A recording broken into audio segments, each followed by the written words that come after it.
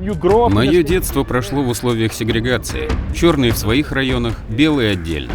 Время договоренностей, мирных переговоров закончилось. Он был для нас такой же символической фигурой, как Нельсон Мандела. В феврале 90-го Мандела выходит из ворот тюрьмы. Ужасная глава закончилась, ей настал конец, и теперь мы создадим новую нацию. Все, однако, оказалось не так просто.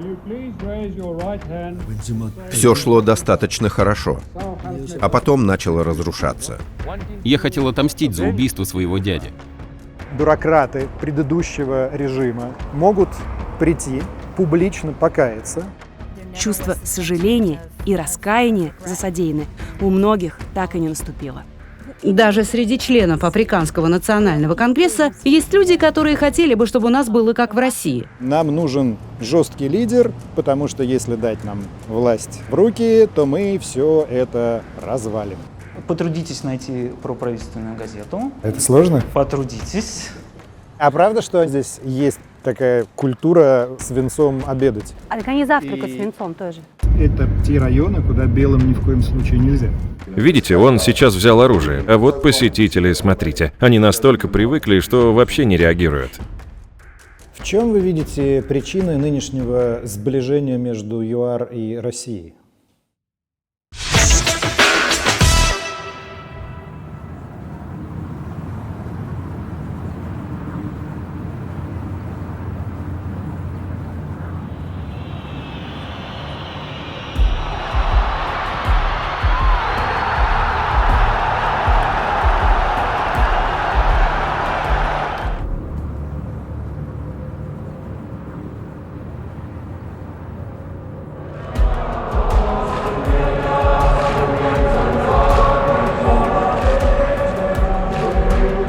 Привет, друзья! В 95-м году здесь, на центральном стадионе Иоханнесбурга, самого крупного города Южноафриканской Республики, прошел финал чемпионата мира по регби. Но в историю этот день вошел не потому, что Спрингбокс, южноафриканская сборная, победила новозеландских All Blacks. Пошел он потому, что на стадионе за матчем наблюдал Нельсон Мандела, который всего за год до этого стал первым черным президентом ЮАР, после того, как 27 лет просидел в тюрьме.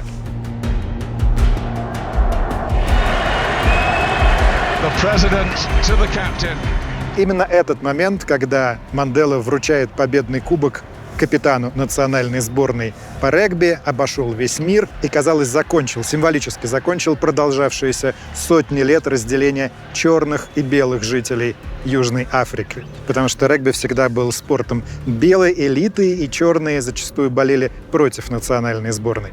Но в тот день победу Спрингбокс приветствуют и черные, и белые. Всего за год до этого официально пал режим апартеида. Это система расового разделения, отраженная и закрепленная в нескольких сотнях законов. Собственно, само слово «апартеид» так и переводится – «разделенность». Где ты будешь жить, какую профессию ты можешь получить, кем ты будешь работать, как ты будешь учиться, за кого ты можешь выйти замуж или на ком жениться. Все это зависело от того, какой у тебя цвет кожи. И законы эти охватывали все сферы жизни. Насильственные переселения, тюремные сроки за выражение несогласия, без вести пропавшие активисты, расстрел мирных демонстраций. И, с другой стороны, теракты, нападения на полицию и госслужащих, убийства белых. Все это было политической реальностью. Насилие порождало насилие. Просуществовав 40 с лишним лет, режим апартеида пал. Что важно, он был демонтирован сверху, при активном участии бюрократов старой власти, старой элиты и лично президента страны. После этого был вообще создан уникальный прецедент, когда страну, противостоявшую друг другу, пытались замирить с помощью специальной комиссии «Правда и примирения». Вот одно из ее заседаний.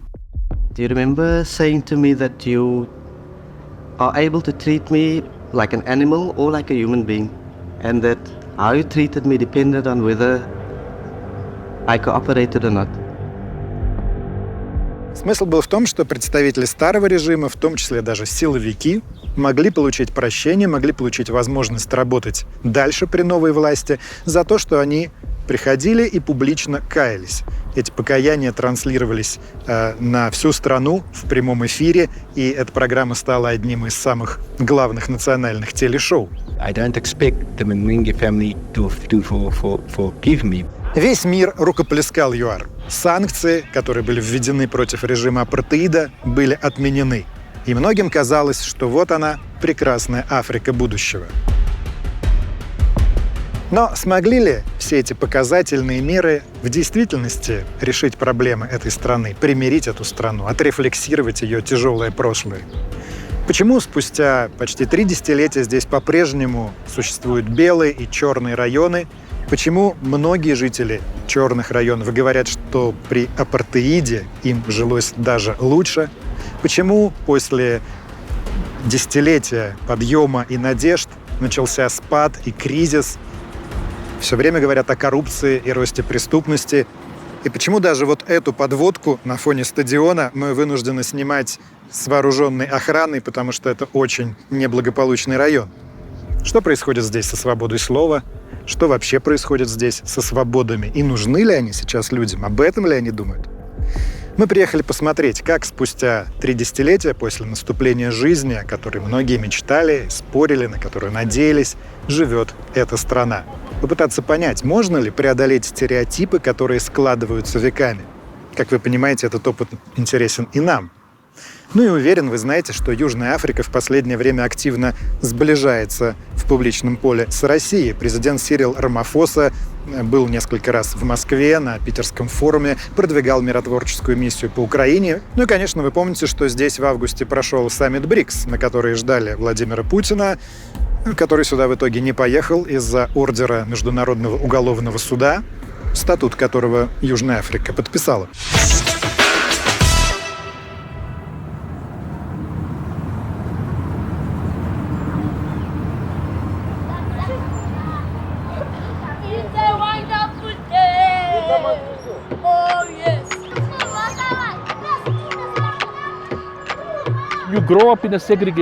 Мое детство прошло в условиях сегрегации. Черные в своих районах, белые отдельно.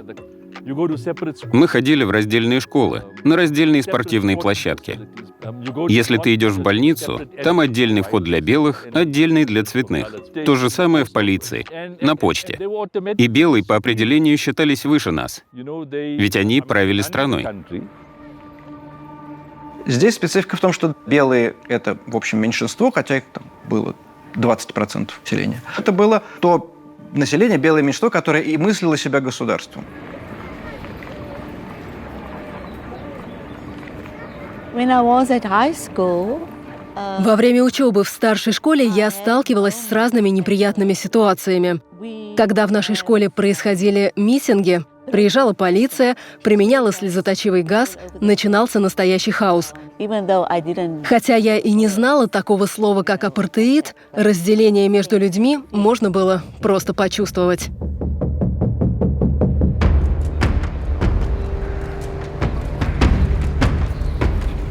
Почему, значит, апартеид отсчитывается от 1948 года? Потому что апартеид связан именно с режимом национальной партии, национальной партии. Это определенное количество законов, которые регулируют жизнь в обществе. То есть у нас есть Южноафриканская республика, белое государство, белое правительство, у черных никакого права голоса здесь нет, и они там даже не граждане. Жить они будут в таких местах, которые называются тауншипы. Тауншип — это сегрегированный рабочий поселок, мы бы так могли это назвать.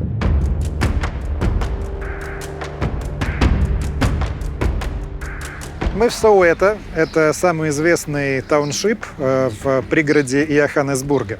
Тауншип — это такой спальный район для черных, которые работали в Йоханнесбурге. Это одно из важнейших понятий для понимания того, как работал апартеид. Что там было придумано? Были отдельные как бы государства внутри ЮАР для черных. Они назывались бантустаны. Им был дарован формальный статус независимого государства. Там жили только черные. Для чего это было сделано? Потому что раз вы, черные, живете в отдельных государствах, не живете в ЮАР, соответственно, у вас в ЮАР и прав никаких нет, в том числе избирательного права. И, разумеется, эти бантустаны были в самых отдаленных, самых невыгодных районах. И большинство черного населения не могло найти там работу, оно вынуждено было ездить на работу в белые города, в том числе сюда, в Йоханнесбург, где селилось в тауншипах.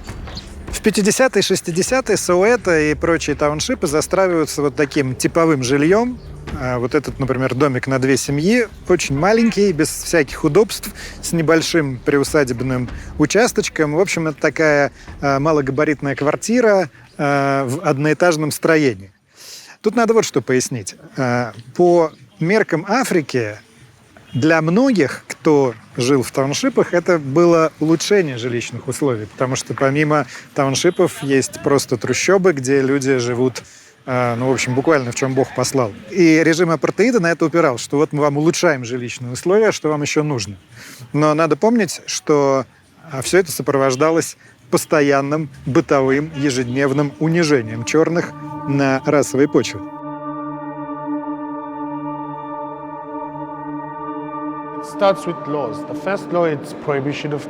Апартеид начался с ряда законов, первым из которых стал закон о запрете смешанных браков. И это показало, что апартеид был нацелен исключительно на разделение и ни на что больше. Люди были разделены в своих отношениях, предпочтениях и всем остальном. То есть белые могли жениться только на белых, а черные только на черных. Вот есть такой термин petty apartheid, мелочный апартеид. На бытовом уровне. Это разные окошечки в банках, это разные, скамейки в парках. Скамейки в парках.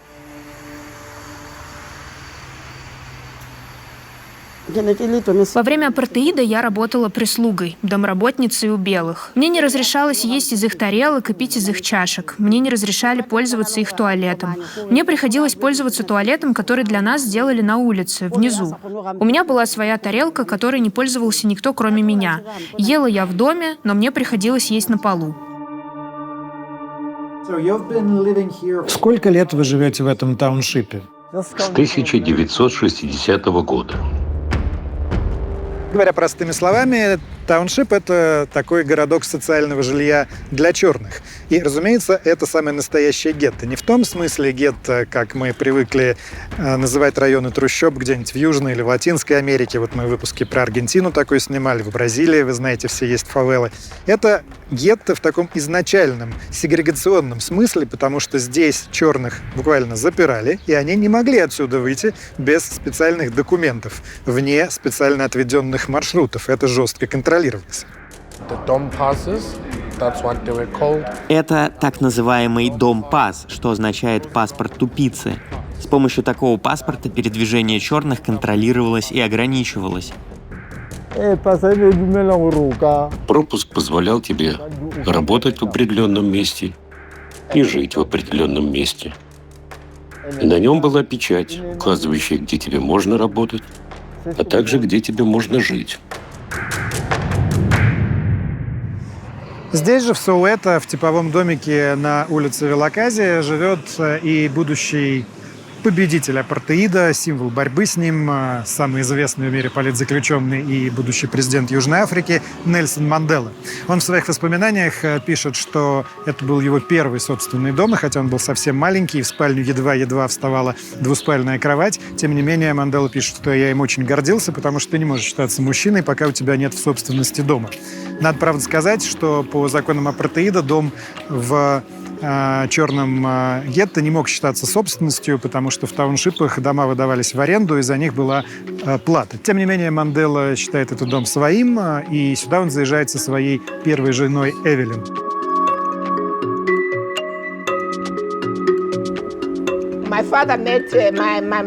Мой отец встретил маму, двоюродную сестру Уолтера Сисулу, в доме Уолтера Сисулу в Соуэто. Это была часть его политической деятельности. Отец туда ходил, чтобы встречаться с другими политиками. Всего же у Манделы будет 3. С Эвелин он потом разойдется из-за того, что он все больше и больше уходит в политику, а она подалась в свидетели Иеговы, и их интересы в жизни разошлись. Мандела потом напишет, что я сохранил к ней уважение, но сохранить брак не смог. South Africa is a country of many races. There is room for all the various races in this country. Мой отец был очень красноречивым, хорошо говорил, держал себя так, что ему верили. И он был королевской крови. У нашей семьи ведь королевская кровь, но мы не должны были наследовать трон. Наш предок был королем Тембу. Это род южноафриканских правителей. Дедушка умел объединять людей. И он никогда не изменял своим убеждениям. Он верил в свободу для всех. И для белых, и для черных. Поэтому я считаю, что эти ценности близки каждому человеку. Каждый себя с ними идентифицирует. Все это применимо для любой борьбы в мире. Я думаю, Уолтер Сисулу сильно повлиял на то, чтобы мой отец осознал себя как могущественного лидера. Фактически он повлиял и на то, чтобы мой отец вступил в Африканский национальный конгресс. Африканский национальный конгресс – это старейшая политическая организация чернокожего населения Южной Африки. Она создана еще до апартеида, в начале 20 века. Вот в 50-х они поднимают кампанию ненасильственных протестов. Как это происходит? Ну, например, черные массово отказываются выполнять законы апартеида, входят в заведения только для белых, входят в транспорт только для белых, не соблюдают пропускной режим на выходе из тауншипов, рассчитывая, что если это движение будет массовым, что если неповиновение и аресты, которые за этим неизбежно следуют, будут массовыми, то вся система пойдет в разнос. Невозможно будет такое количество людей все время арестовывать, судебная машина не справится, ну и так далее. И эта ставка не сыграла. Она привела к трагедии.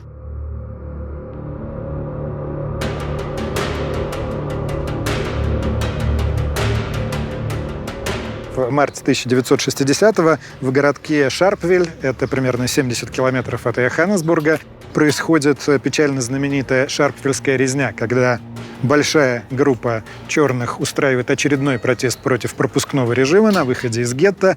Полиция открывает по ним огонь на поражение. Больше 60 человек погибло, тысячи человек арестованы, начинаются жесткие репрессии по всей стране. Африканский национальный конгресс объявлен вне закона. Несложно догадаться, к чему это приводит. Конечно, к тому, что АНК уходит в подполье, и борьба быстро радикализируется. У АНК появляется боевое крыло, оно называется «Умкомта Висизве».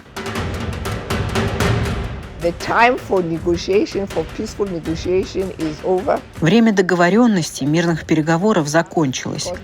Они должны были прибегнуть к оружию, потому что чем больше они говорили с правительством, тем более жестоко правительство себя вело. Убивало людей, сажало в тюрьму и выпускало все больше законов, которые превращали чернокожих в рабов, а не просто людей.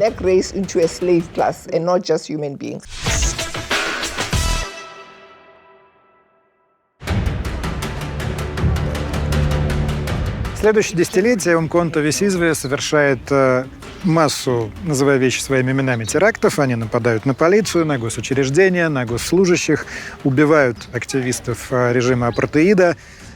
Не было никогда подсчитано, сколько именно жертв, но жертв, безусловно, очень много.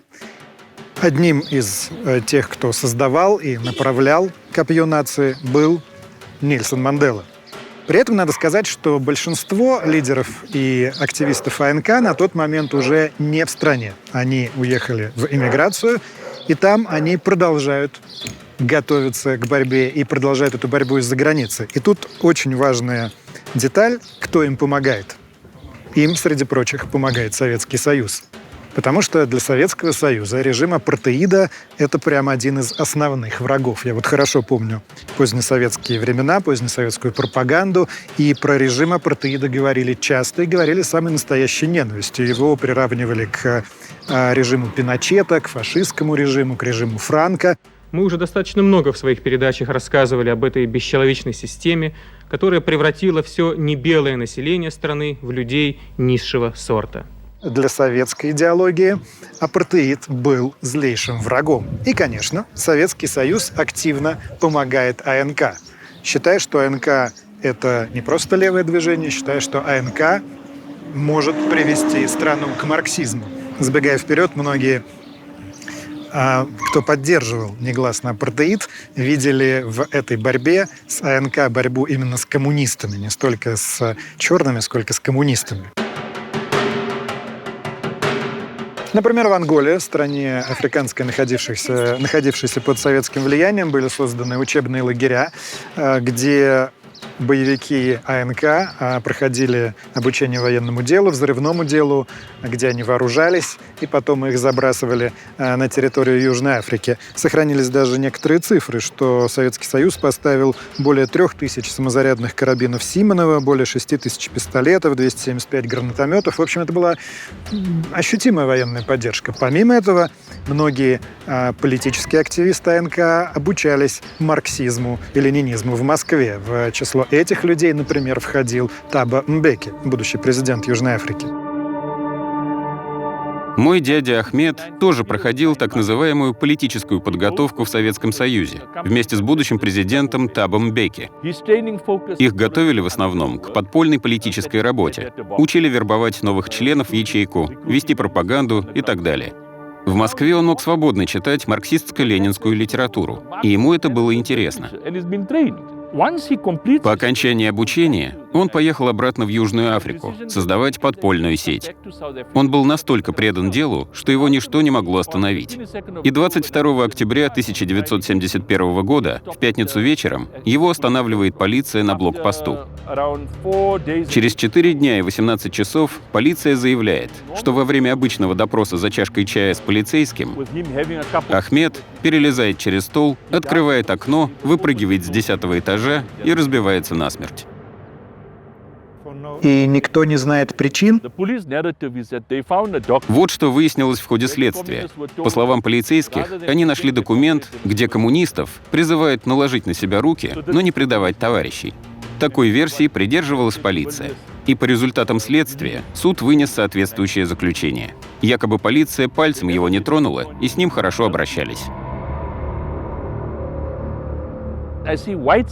Даже многие белые тогда осуждали режим апартеида, потому что не может быть, чтобы 22 человека просто так погибли в тюрьме. 22? И никого не обвинили в смерти этих арестованных. Ну не может такого быть. И если режим апартеида надеялся, что убив этих людей, они подавят инакомыслие в стране и заставят остальных бояться продолжать борьбу, их ждало разочарование. Потому что на самом деле в борьбу вступило еще больше южноафриканцев. Мой отец выехал из Африки и направился в Великобританию прежде всего в поисках военной и финансовой помощи сопротивлению, а потом вернулся в страну. Он понимал, что этот путь может привести его в тюрьму. Да, он это понимал, но он говорил, что должен двигаться к свободе. Для него путь борца за свободу был единственным путем. Он знал, что он будет вне закона. Они могли судить его за что угодно. Он все понимал про последствия.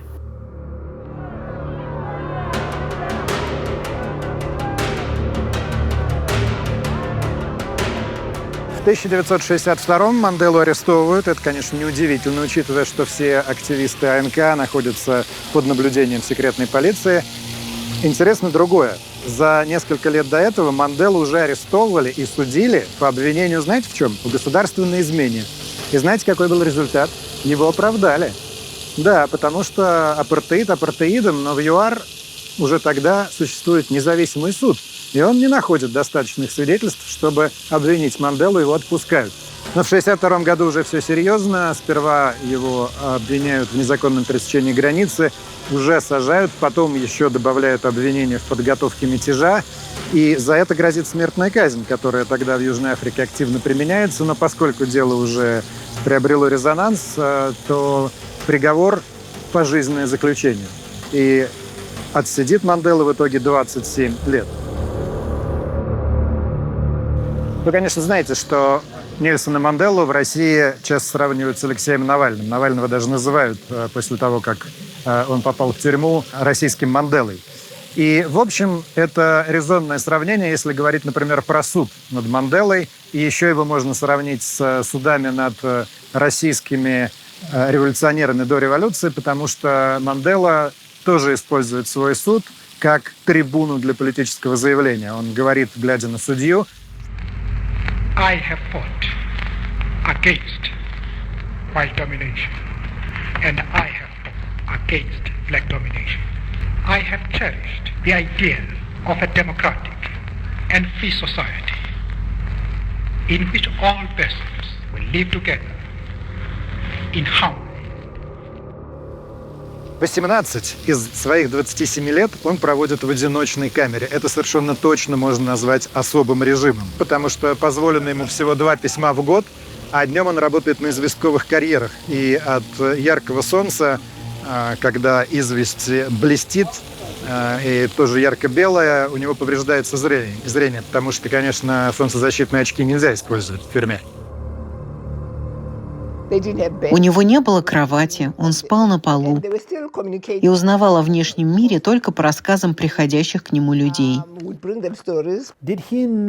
Знал ли он, сидя в тюрьме, что уже стал символом борьбы за свободу? Он знал, потому что в тюрьме его воспринимали как лидера, говорили с ним как с особенным преступником. Когда из Красного Креста приходили к заключенным, его выбирали как представителя заключенных, способного говорить от их лица. Вы родились, когда ваш дед находился в тюрьме, правильно? Я родилась в 1974-м, так что да. Каким было ваше первое личное впечатление о нем? Я увидела его еще совсем маленькой, так что для меня он был личностью невероятного масштаба. Он спросил меня, как же там было, есть ли у меня парень. Я сказала «нет». Я была еще слишком юной, чтобы встречаться с парнем. Тогда он спросил, как у меня дела в школе. Думаю, ему было важно, чтобы у нас все было хорошо. И у нас был совсем другой взгляд на него, потому что мы видели его с другой стороны. Не как борца за свободу, а как своего родственника, своего деда.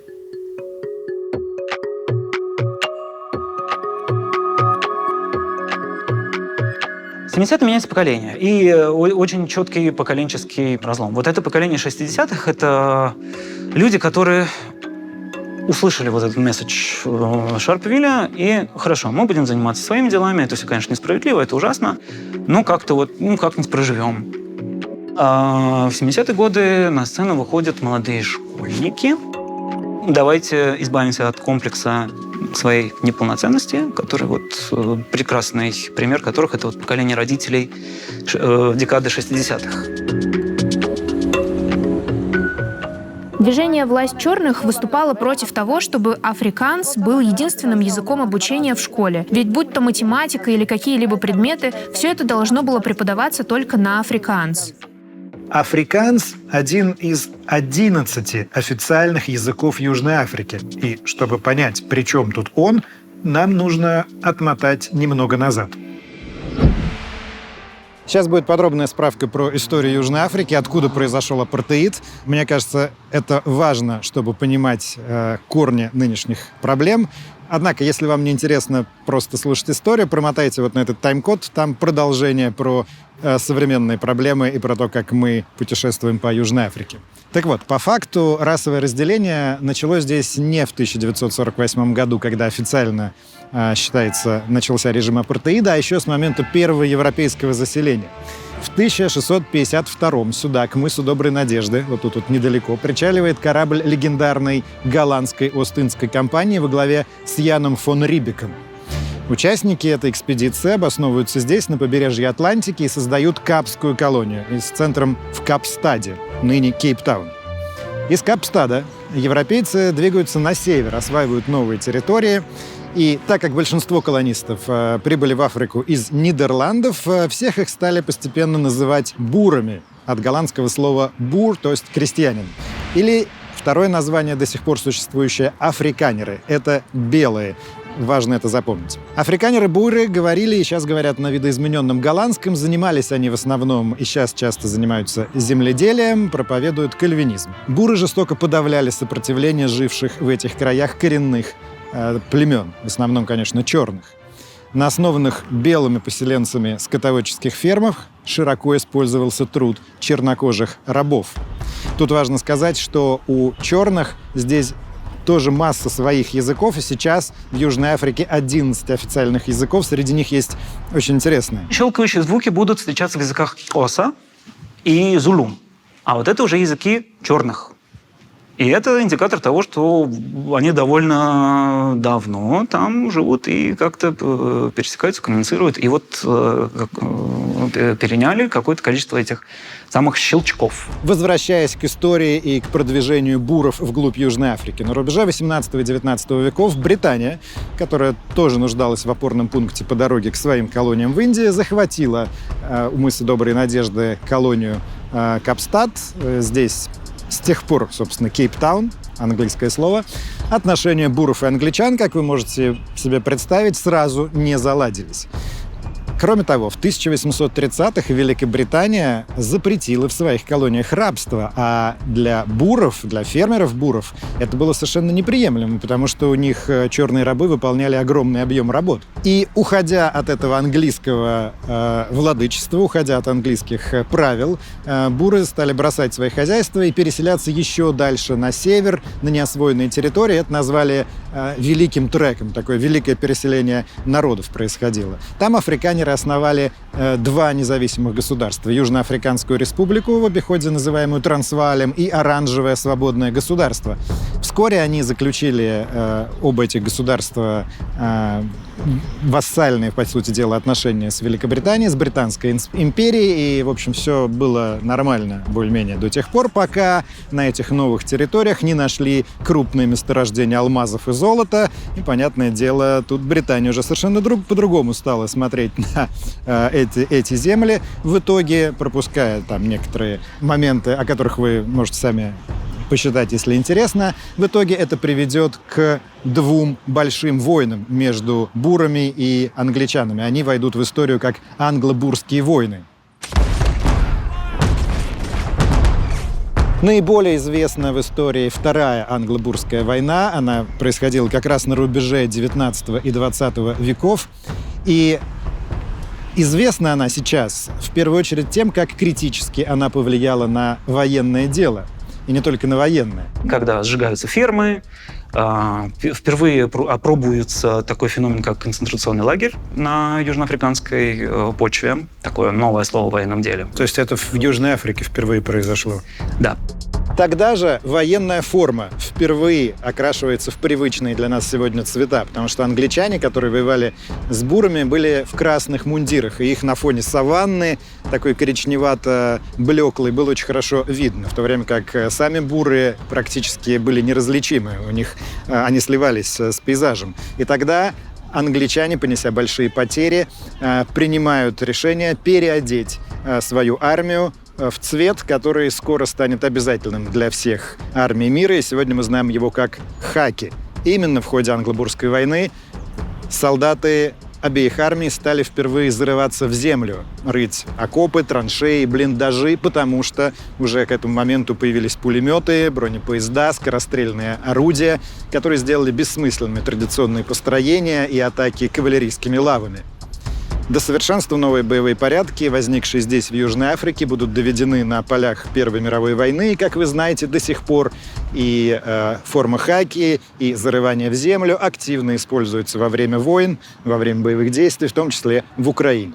А ту войну, Вторую англо-бурскую, выиграли англичане. Кстати, неожиданная деталь. Во Второй англо-бурской войне участвовали и российские добровольцы, потому что после поражения в Крымской войне в России воспринимали Великобританию как врага. И одним из этих добровольцев был, например, Александр Гучков, будущий председатель Государственной Думы. Но, может, как-нибудь снимем об этом отдельный выпуск. Строго говоря, пространственное разделение – это то, что начинает английская администрация. Резервировать, грубо говоря, определенные наименее плодородные, наименее плодородные почвы, наименее перспективная территория. Вот за черными, вот пусть они находятся там, а все остальное Южная Африка будет как бы вот белой. А когда английская империя, собственно, уходит оттуда? В 60-й год эта Южная Африка становится республикой. И сама выходит из британского содружества. В конце концов, буры все равно придут к власти, а это произойдет уже демократическим путем. Тут важно сказать, каким демократическим. Да, их африканерская национальная партия побеждает на выборах, но черное население, конечно, в этих выборах не участвует, так что относительно они свободные, точнее сказать, совсем не свободные по нынешним меркам. И именно придя к власти африканерская бурская партия, национальная партия, установит в стране режим апартеида. На словах это все сформулировано довольно красиво. Не то, что мы вас будем угнетать, вы наши рабы или подданные. Сформулировано так, что мы вот со своей культурой живем отдельно, вы со своей культурой живете отдельно, мы вам будем помогать деньгами, но вы к нам не суетесь, а мы в ваши дела не лезем. Но на деле все, конечно, оказалось по-другому.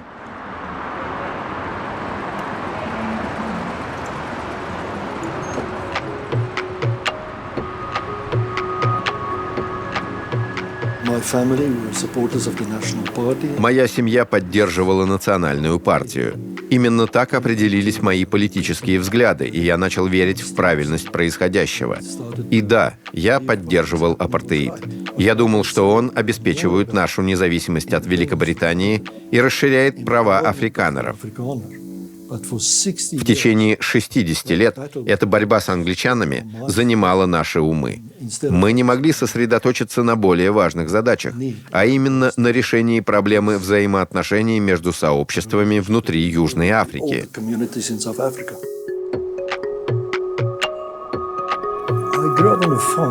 Я вырос на ферме. У меня был только один друг. Он был сыном работника фермы. Это был цветной мальчик. Мы были одного возраста, и мы дружили. Но когда я пошел в школу, я с ним больше не виделся. Это типичная проблема Южной Африки того периода. Мы были разделены. В следующий раз я увидел его только 50 лет спустя. Кем он был? Чем занимался? Он был уборщиком в школе. Это была его работа. А я изучал право и стал политиком. Но мне всегда хотелось найти его и поприветствовать.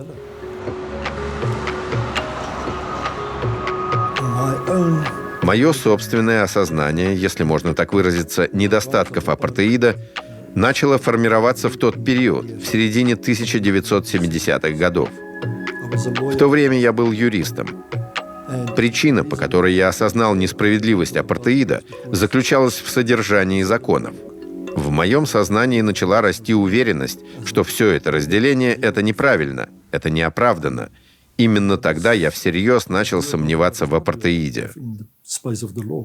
Но, тем не менее, я вступил в парламент от национальной партии, потому что именно апартеид был основной идеологией в стране. Там я начал свою политическую карьеру, но я бы сказал, что я был сторонником реформ, перемен. К середине 70-х годов все больше африканцев знали о сопротивлении апартеиду, о восстании в Соуэто в 1976 году.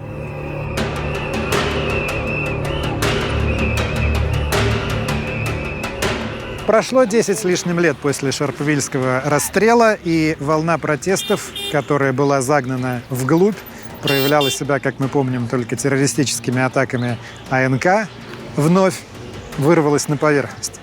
Почему это произошло? Очень любопытно, потому что сменилось поколение, и поколение новой молодежи, они уже выросли в жестких репрессиях, они уже не боялись ни огнестрельного оружия, ни полицейского произвола. Они сознательно шли на обострение.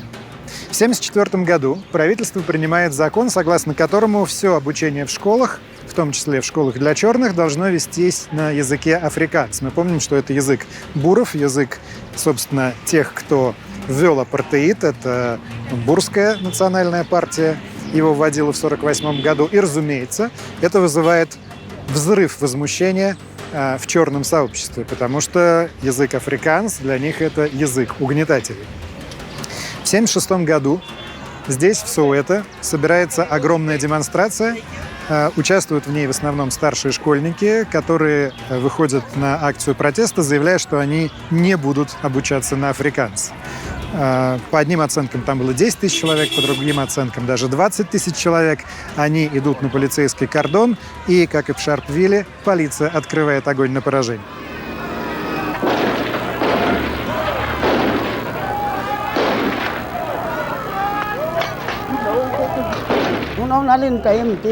Из-за восстания произошли очень серьезные столкновения. Было так много стычек, произошло много очень страшных вещей. Много людей застрелили. Среди других в толпе 12-летний школьник Гектор Питерсон. Он вообще по возрасту не должен был участвовать, но пошел за старшими.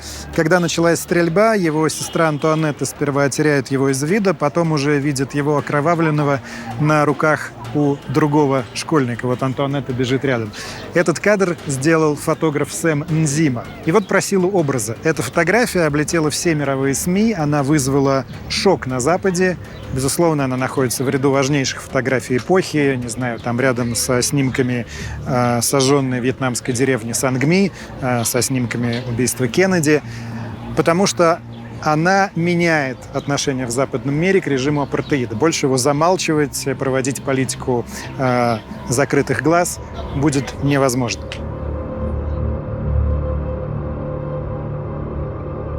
Место убийства Петерсона превращается в место паломничества, затем становится мемориалом. Впоследствии его здесь построили в физическом смысле. Вот написано «В память Гектора Петерсона и всех других молодых героев борьбы с апартеидом». Сейчас это важная туристическая, в том числе, точка на карте Йоханнесбурга. Сюда все время привозят туристов. Там дальше даже целый такой туристический район организовался с кафе, ресторанчиками и прочим.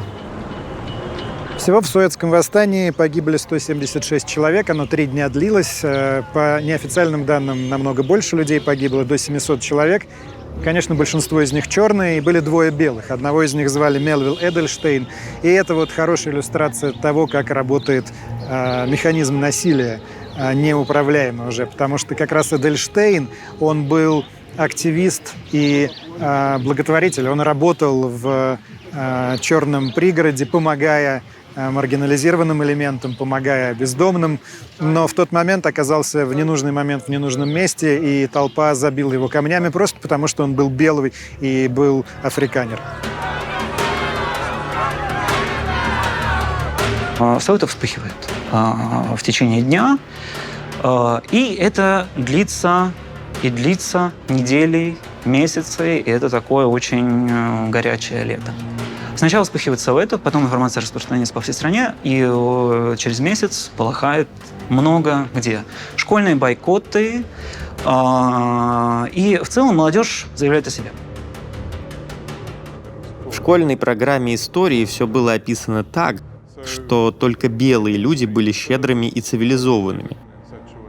Радио и телевидение было полностью под контролем государства, а государство рассказывало то, что было ему нужно. И люди просто боялись. Сегодня мы стоим здесь и разговариваем об этом свободно и спокойно. Но я как сейчас помню, что за одно только упоминание Нельсона Манделы тогда можно было поплатиться. Даже так? Да, это было достаточным основанием для ареста. Он был под запретом. Никакой политической литературы у нас не было. Я жил в небольшом городке на отшибе, так что о политической жизни там даже речи не шло. В семье родители не говорили о том, что случилось с дядей. А все СМИ подвергались цензуре. О политических беспорядках в стране кратко сообщалось в новостях. Мы тайком слушали радио BBC, Voice of America. Прямо как в Советском Союзе. Как в Советском Союзе. Потому что не было другого способа узнать новости. Так что, несмотря на жесткую цензуру, мы все равно узнавали, что был убит тот или иной задержанный по политическим статьям. Или что были беспорядки в таком-то тауншипе. Но чтобы избежать ареста, нужно было молчать. Это не интернетовский век. Когда пошел мощный низовой подъем, когда встал вопрос, окей, нам для баннера нужно нарисовать Манделу, потому что Мандела вот к тому моменту становится такой фигурой, вокруг которой начинают консолидировать неким символом сопротивления. А нам надо его изобразить для баннера. А где, кто-нибудь видел, как он сейчас... Нету этих изображений. Значит, правительство, эти изображения, они запрещены, они просто вот вырезаются. Да, как в истории про Родригеса, где они зацарапывают определенные треки на в пластинках, да.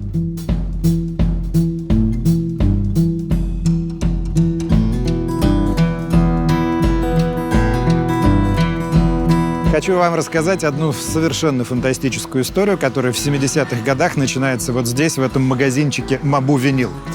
Два слова про то, как работает тогда южноафриканская цензура. Она, безусловно, существует не такая тотальная, как в Советском Союзе, но, разумеется, все публикации, пресса, все под надзором.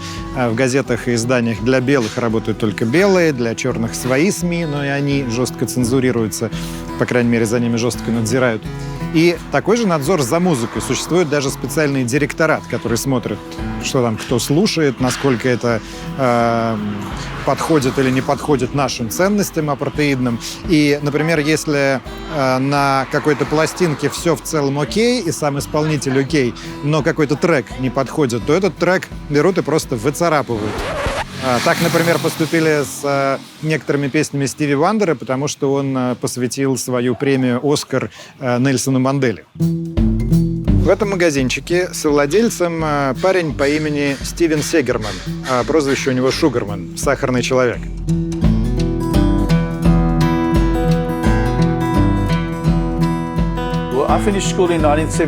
Я закончил школу в 1971-м. Мы тогда записывали песни на кассеты. И в один вечер приходит друг, дает кассету и говорит: «Ты должен это послушать», и включает. Тогда впервые и услышал это. С одной из любимых пластинок Стивена, которая называется «Cold Fact», исполнителя Родригеса, выцарапывают песню «Шугармен», «Сахарный человек», потому что там речь идет про наркотики. Ну и, конечно, Стивен по прозвищу Шугармен обращает на это внимание, начинает вообще интересоваться подробнее Родригесом. И тут самая интересная часть этой истории. Вообще, про этого исполнителя известно, что он американец мексиканского происхождения. В самой Америке он вообще никому не известен. Но каким-то совершенно удивительным образом, можно назвать это в полном смысле феноменом, в конце 70-х песни Родригеса набирают совершенно стремительную и невероятную популярность здесь, в Южной Африке. Популярны они в основном среди левых, белых молодых людей, которые против апартеида, и его песни становятся таким музыкальным символом борьбы с апартеидом. Этот альбом расходится многотысячными тиражами. Более того, его переписывают, распространяют на самодельных копиях, когда же, помните, в Советском Союзе через воздух перезаписывали любимые пластинки и распространяли на кассетах. Вот то же самое происходит с альбомом Родригеса. Он был очень популярен в ЮАР. Он был звездой. Я тогда был подростком, и все мои друзья тоже слушали Родригеса. Мы любили эту музыку. Она, кстати, была и правда хорошей. Во-первых, это просто написанный и хорошо исполненный альбом. Во-вторых, он звучал как Боб Дилан, а мы были его фанатами. И в-третьих, в главных, в своих песнях он пел о том, что нас интересовало. Он писал, что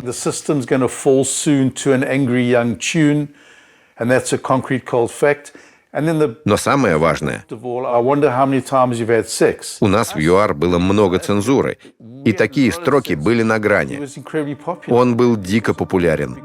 И еще все думали, что он умер.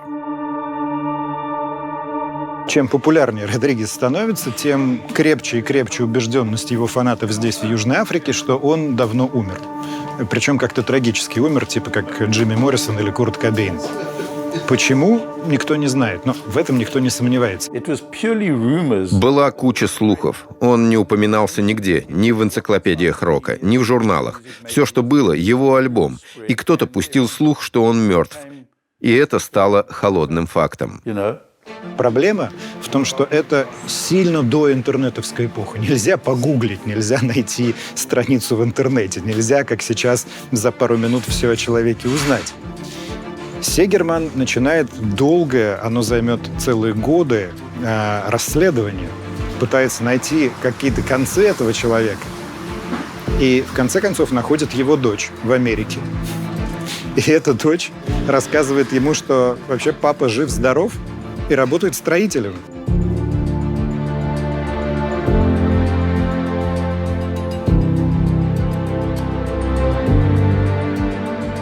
Музыкальная карьера не сложилась, ну вот он там дома ремонтирует и строит. И даже передает ему трубку. Поговори, говорит, с папой. Когда я услышал в трубке «Алло, это Шугар», я узнал этот голос. Я рассказываю, а у самого мурашки. Невероятный момент. Родригес звонит мне и зовет меня Шугар. Я до сих пор вспоминаю этот разговор.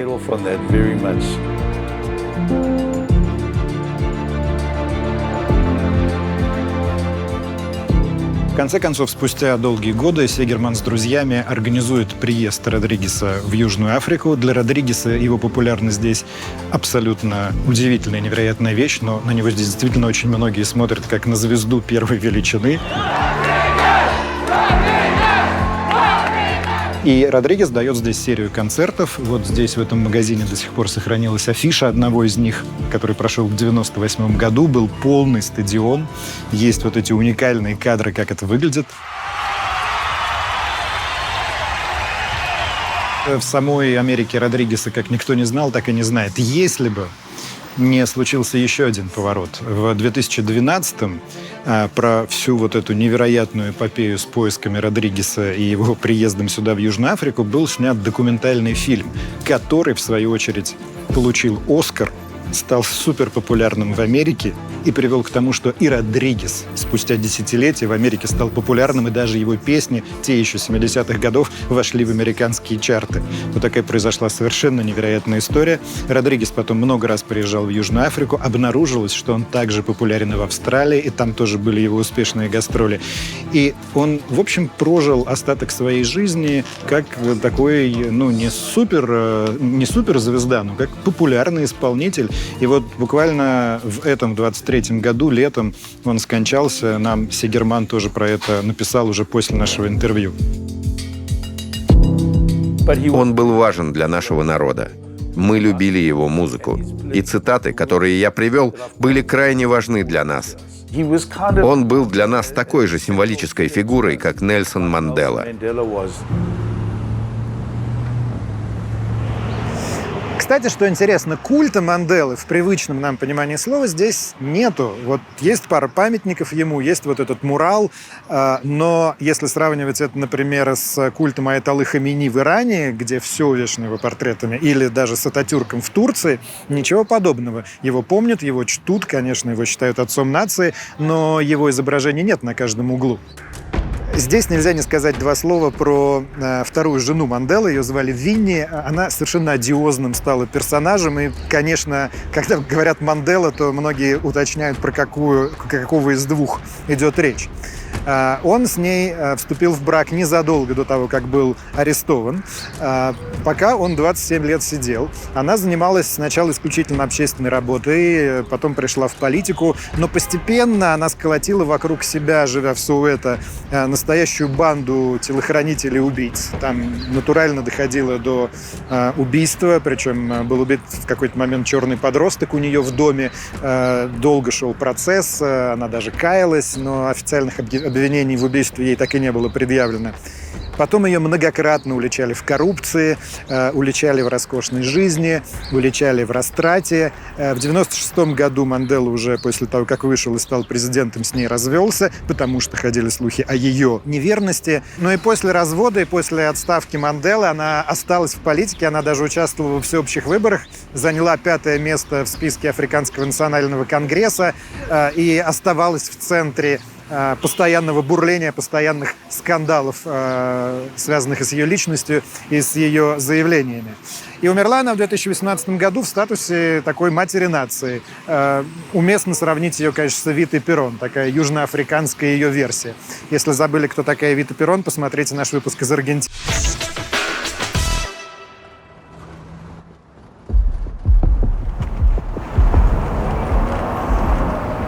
Смотрите, если вы видели фотки Нью-Йорка или были в Нью-Йорке, это прям вот настоящий Нью-Йорк, где-то район Гарлема. Очень правильное место, чтобы сказать про санкции, которые начинают вводиться против режима апартеида, начиная со второй половины 70-х годов. Призывы к санкциям звучали и до этого, но Америка вела политику закрытых глаз, blind eye policy. Ну, потому что в Африканском национальном конгрессе в первую очередь видели не борьбу за равноправие, а видели руку Москвы. коммунистическую угрозу. И, как мы помним, не безосновательно. Но после 1976 года, после восстания в Соуэто, после фото Нзимы, конечно, невозможно уже игнорировать западное общественное мнение, которое требует что-то сделать с режимом апартеида, и санкции начинают довольно быстро ужесточаться. В том числе в 80-х годах США, затем и Великобритания вводят санкции на поставку в ЮАР нефти. Знакомая история. Санкции работают, они наносят ущерб экономике, их, в общем, чувствуют все жители Южной Африки, но их начинают быстро обходить. Например, историю с нефтью обходят при помощи, конечно, Ирана. Иран сам под санкциями, и ему тоже выгодно поставлять сюда нелегально свою нефть. Он и свои проблемы решает, и свое влияние здесь обеспечивает. Точно то же самое и на потребительском рынке. Вроде как все большие компании западные отсюда ушли, но при желании все можно купить. То есть, если бы были только санкции, то режим апартеида просуществовал бы еще очень долго. Да, они играли какую-то условную роль. Вот если бы массового низового сопротивления не было, а были бы только одни санкции, этот режим мог бы как-то модернизироваться, чуть обновиться, но мог бы запросто продолжаться и сегодня. Страна неуправляемая. Правительство теряет контроль над этими самыми пресловутыми тауншипами. Протесты каждую неделю. Массовые бойкоты потребительские. Забастовки, когда люди не идут на работу. Прямые столкновения с полицией. То есть вот это происходит на протяжении 80-х постоянно.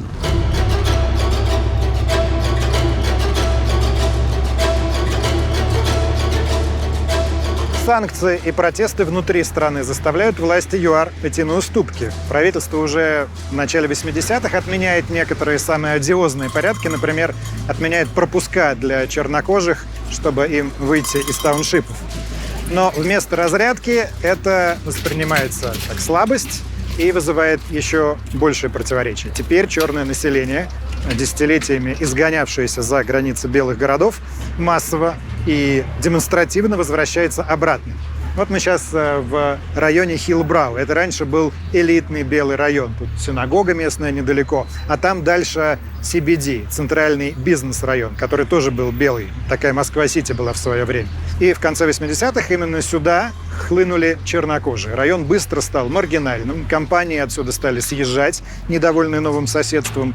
Банды сквотеров занимали целые здания. Резко вырос уровень преступности, так что по вечерам здесь стало сразу небезопасно, а потом и днем довольно небезопасно. В это время АНК из-за границы только усиливает кампанию по расшатыванию ситуации. Растет количество диверсий и терактов с 23 в 1977 до 136 в 1985 году. Кстати, именно в этот момент Америка, Соединенные Штаты признают АНК террористической организацией. И до 2008 года она будет оставаться в этом статусе, хотя уже будет давно у власти. Параллельно с этим вооруженное противостояние с АНК начинает другая черная партия, партия свободы Инката. Она объединяет представителей народа Зулу, в то время как АНК считается представителем интересов Коса. В общем, в стране назревает хаос, власти вводят чрезвычайное положение, ситуация, кажется, вообще выходит из-под контроля.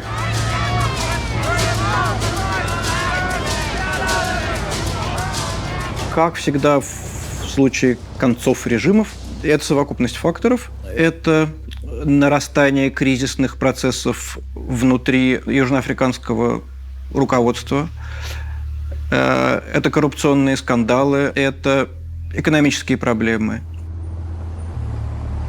К концу 80-х годов страна была фактически банкротом. Она не могла больше оплачивать свои международные долги. И это было тем мощным фактором, который стал толчком к изменениям. Кроме того, был еще один очень важный фактор, о котором не стоит забывать. У нас произошла смена руководства в правительстве национальной партии. Питер Вильям Бота управлял страной как автократ. Произошла своего рода смена руководства, поскольку он заболел, и его место занял Фредерик Вильям де Клерк. Де Клерк понимал, что мы не могли продолжать существовать таким образом. Нам нужны были перемены. Деклерк осознает, что ситуацию внутри страны он не удерживает. Но что важно, речь не шла о том, чтобы апартеид будем отменять. Речь шла о том, что его как-то реформировать, смягчить, но чтобы в сущности это оставалось на поверхности, как-то поддерживалось. Ну и 89-й год.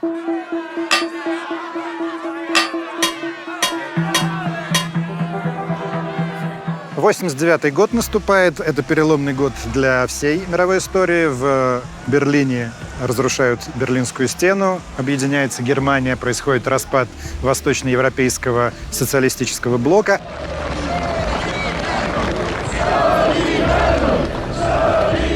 А здесь, в Южной Африке, к власти приходит президент Фредерик Вильям де Клерк. ФW его соратники называли. Сам де Клерк человек в политике не новый, он уже многие десятилетия работает в правительстве. Его дядя в свое время возглавлял Южную Африку.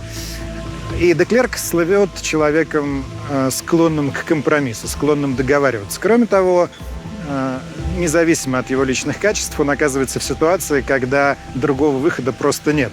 Страна задушена иностранными санкциями, изнутри все бурлит и кипит и находится на грани гражданской войны. Совершенно очевидно, что продвигать режим апартеида, закручивая гайки, как прежде, совершенно невозможно. И де Клерк начинает либеральные реформы. Вынужденно, но неизбежно. Ничего вам это не напоминает? Действительно, его здесь тоже многие сравнивают с Михаилом Горбачевым. Но в случае Горбачева это в первую очередь были экономические реформы, а потом и политические со свободой слова. А здесь, очевидно, первые шаги сразу политические. Проводится политическая либерализация, снимается запрет на деятельность многих политических партий, включая Африканский национальный конгресс и Коммунистическую партию. Ну и самое главное решение, которое они, очевидно, должны принять, это освободить Нельсона Манделу. К нему представители власти ездят уже на переговоры, предлагают ему разные варианты. Мы тебя отпускаем, ты покидаешь страну, мы тебя отпускаем, вы отказываетесь от насилия. Мандела на все говорит «нет». И де Клерк, собрав соратников, на финальном совещании принимает решение отпускать Манделу без всяких условий. Мне посчастливилось присутствовать на совещании, где было принято решение освободить Манделу. Это обсуждалось в начале декабря 1989 года в нашем правительстве. Все министры, высокопоставленные чиновники были там. Good evening. For 27 years, 6 months and 6 days he had been a prisoner. Tonight, he is a free man.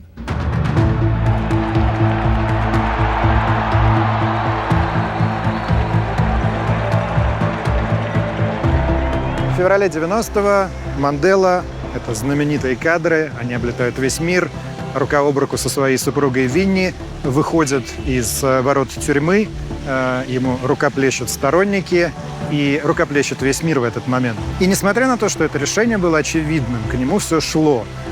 Человек 27 лет сидел и стал уже символом не просто сопротивления, но и символом тюрьмы в известном смысле. Это становится для многих неожиданным, что вот настолько поменялась эпоха, и Мандела вышел. Это становится неожиданным даже для его ближайших родственников.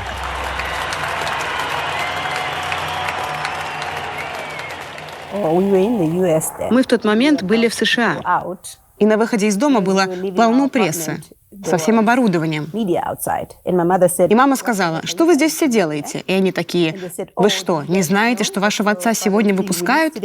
И мы все побежали наверх к телевизору и увидели, как он возвращается из тюрьмы. Было невероятно смотреть на это. Он шел такой высокий и сильный. Кажется, я тогда впервые увидела, как ты плачешь. Серьезно? Впервые? Да, впервые в жизни. Моя мать не из тех, кто легко расплачется. Это был потрясающий момент для меня и для моего брата Думани, хотя он был еще совсем маленьким.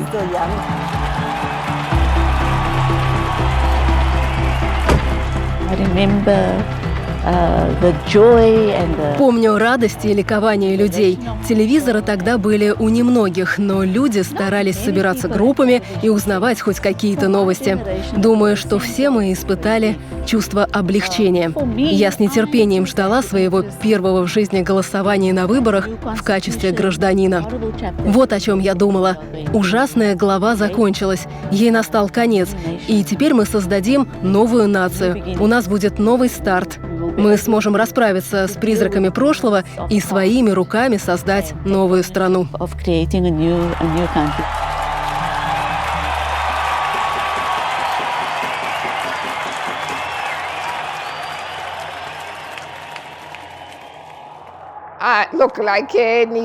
Я чувствовала себя как любой ребенок. Мы выросли без отца, и на протяжении всех тех лет, когда я навещала его, я не могла вот так сесть с ним и поговорить. Я должна была смотреть на него через стеклянное окошко и говорить в телефонную трубку. Когда я увидела его впервые, мы оба поцеловали это стеклянное окошко. Так что, когда он наконец вышел, это было потрясающе. Мы все думали: «О, мы наконец будем вместе со своим отцом». Ждали, что он вернется к нам именно как член семьи. Но, конечно, это было не так, потому что, когда он вышел, он был тесно связан с политическими событиями нашей страны. То есть у вас так и не было возможности вместе посидеть за семейным столом? Ну нет, за семейным столом мы сидели, конечно. Но смотрите, любой ребенок хочет не только посидеть с отцом за семейным столом всего раз, или даже раз в какое-то время. Он хочет постоянно общаться с отцом. Но мой отец долго находился в одиночной камере. И потому для него было тяжело быть в таких отношениях, сидеть и разговаривать, не знаю, о чем угодно другом. Ты встаешь утром, идешь к нему, а он читает газеты, опускает их и говорит: «Привет, милая, как ты сегодня? Могу я чем-то тебе помочь?» Ты говоришь: «Нет, пап, я просто пришла тебя навестить». И газета поднимается обратно. Я не думаю, что у него было время, чтобы передохнуть и подумать, каково это быть отцом. Я не думаю, что он вообще задумывался о том, что такое быть отцом.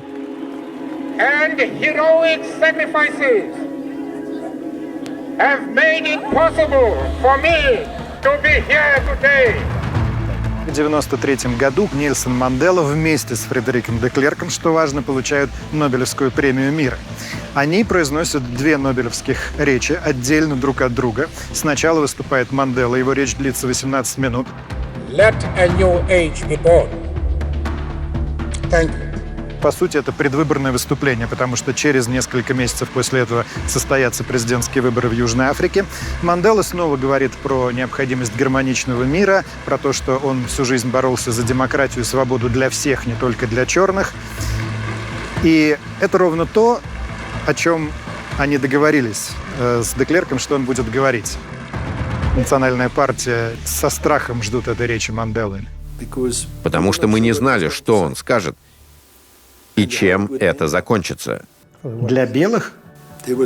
Да, для белых. Мандела не нарушил слово. Де Клерк в своей речи говорит, что это национальная партия, которая приняла это решение, напоминает, что это не только Мандела, но и, собственно, белое меньшинство решило демонтировать апартеид.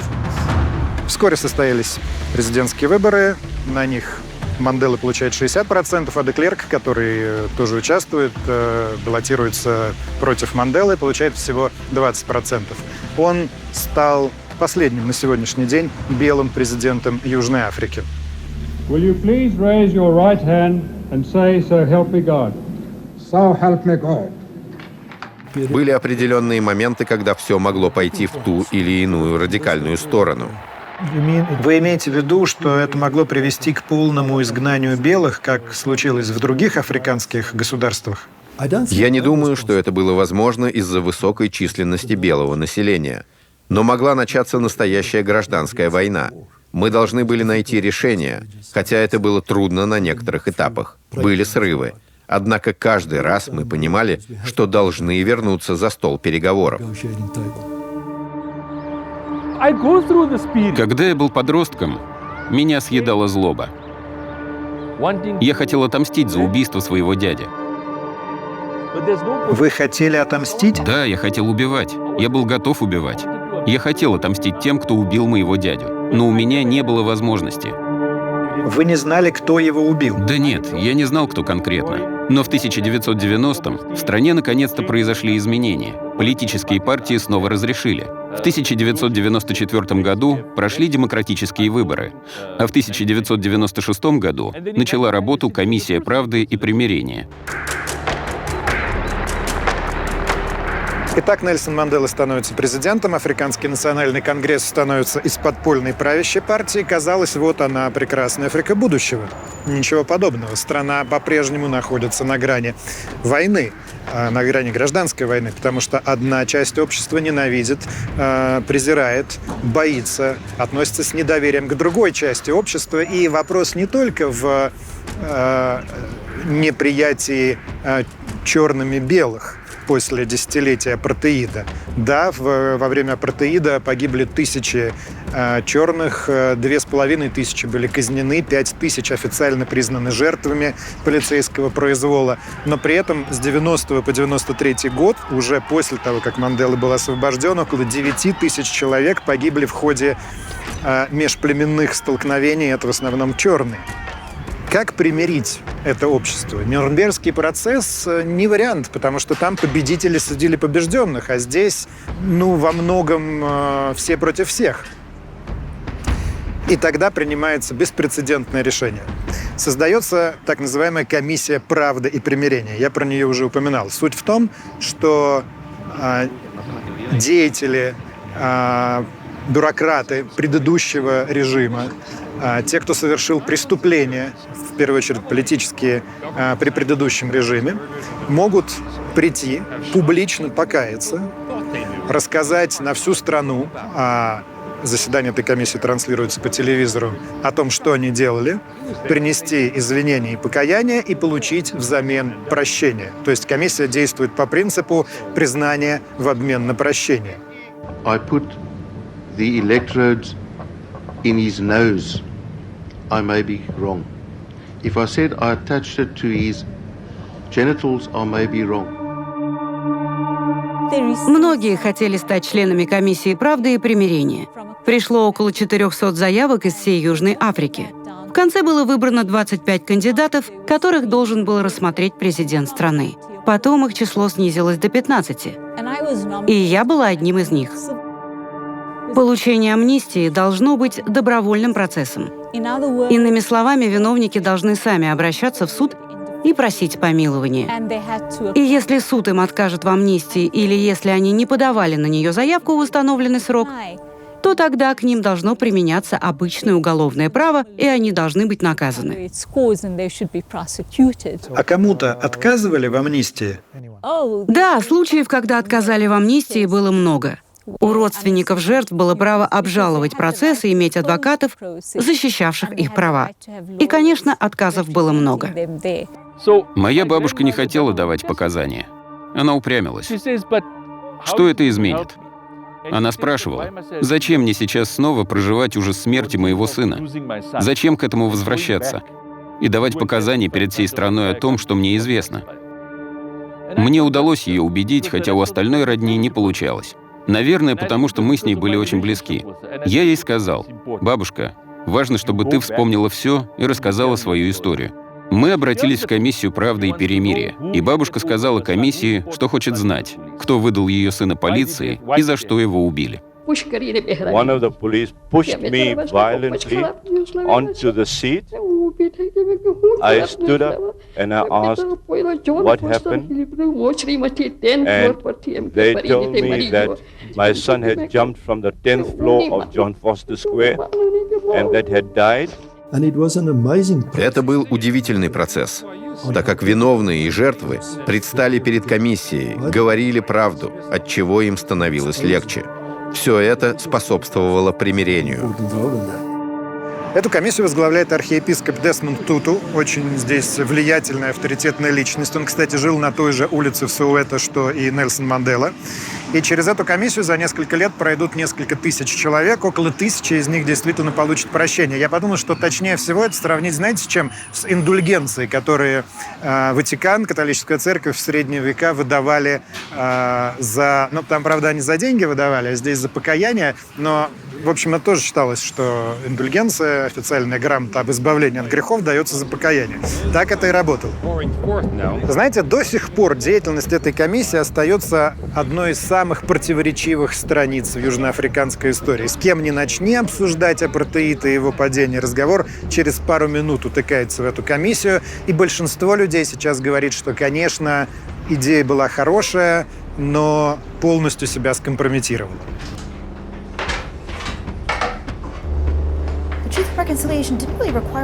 Можно было прийти и сказать: «Я совершил все это. Я похищал чернокожих активистов, а в особо экстремальных случаях я был частью формирования, которое похищало молодых чернокожих мужчин из коммун и сжигало их заживо.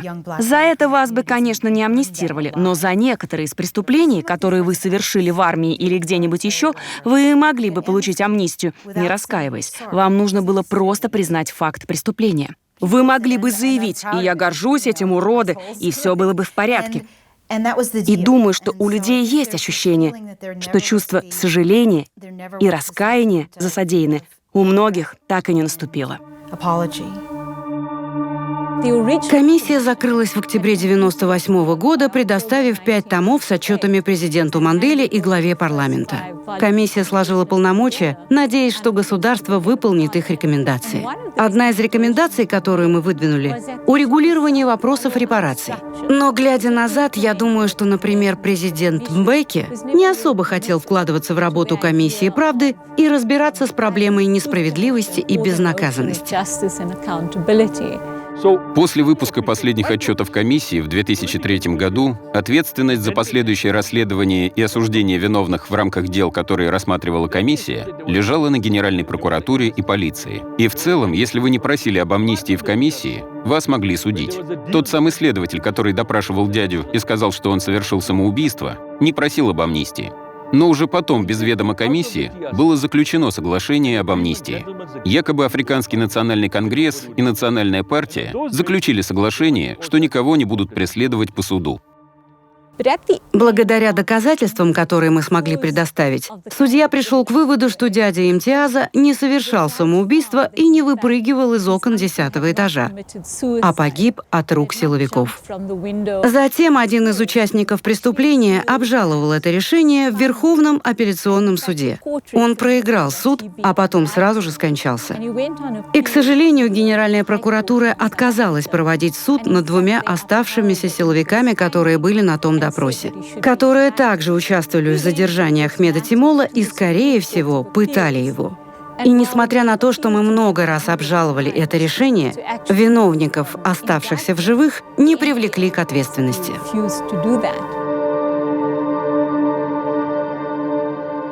На самом деле у комиссии была одна цель, а у нового правительства Южной Африки были другие планы. Конгресс был обеспокоен тем, что кто-то из членов самого Конгресса тоже попадет под следствие. Ведь в нем состояли доносчики времен правительства апартеида, и это могло вскрыться. План не был идеальным. Он не дал всех нужных результатов. Однако я думаю, что во многом он все же принес исцеление и примирение. Комиссия не ставила перед собой задачу осудить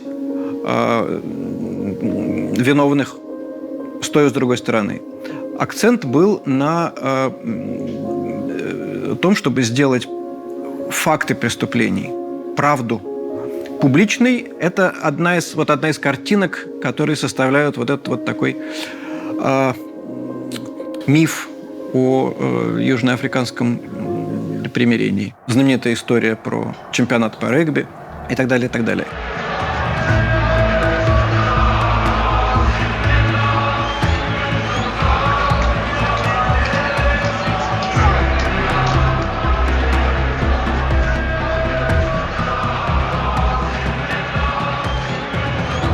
В 1995 году здесь, на центральном стадионе Йоханнесбурга, проводится знаменитый матч по регби, о котором я вам рассказывал в начале.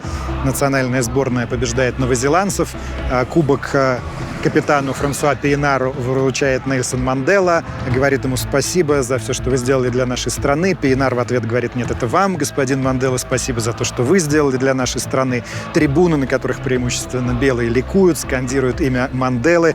Как говорит тогда один из его сторонников, кажется, наши молитвы были услышаны, и мы сможем быть единой нацией. Все, однако, оказалось не так просто.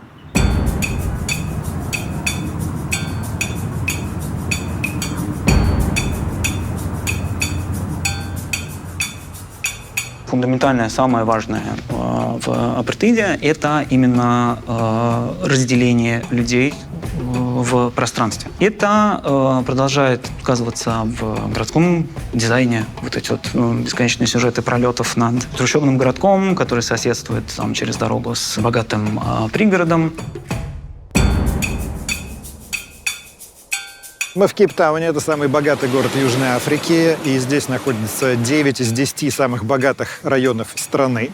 И кроме того, считается, что Кейптаун, например, на втором месте в мире после Хэмптона в Америке по количеству сезонных миллионеров, это которые приезжают сюда в высокий сезон, кататься на яхтах, прожигать жизнь всяко разное. Этот променад называется Кэмпс-Бэй. Тут такие самые дорогие, самые фэнси особняки и недвижимость, самые крутые рестики. Их тут очень много. Представляете, что здесь ночью творится. Особенно зимой по-нашему, летом по их, потому что мы же в южном полушарии. Тут вообще гудёж просто. Но здесь интересное наблюдение, друзья. Вот то, о чем многие здесь мне говорили. Апартеида нет, а разделение есть. Потому что если вы посмотрите, кто с кем гуляет, кто с кем сидит в ресторанах, то почти все это белые с белыми, черные с черными, ну, условно, там, азиаты с азиатами. И это не то, что какое-то правило. Конечно, нет, есть и смешанные варианты, но их прям заметно немного. Прям вот совсем нет вроде как.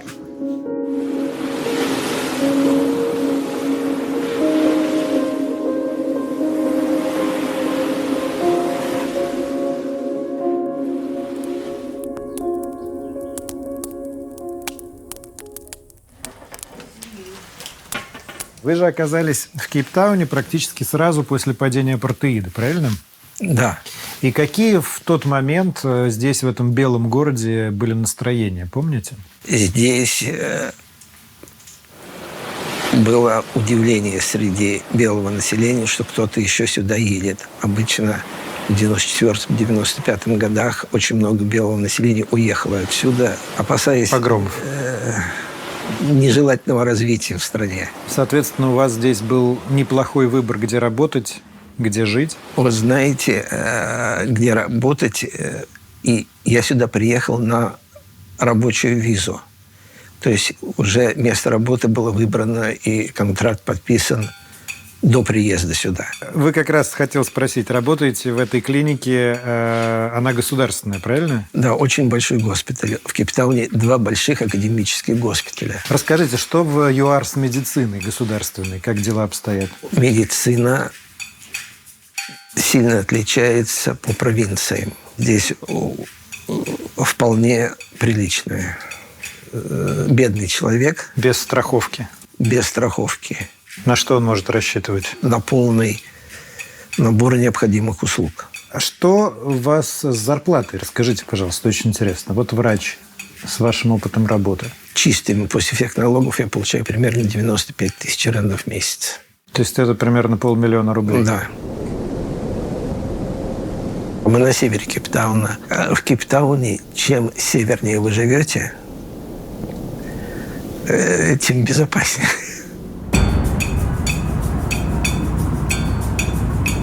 Надо понимать, что даже Кейптаун окружен огромными тауншипами, в которых живут миллионы людей. Вот мы сейчас проезжали, здесь, по крайней мере, домики стоят, то есть это не самый плохой вариант. А есть огромные города, каких-то просто контейнеров и деревянных сараев, где люди живут очень скучно.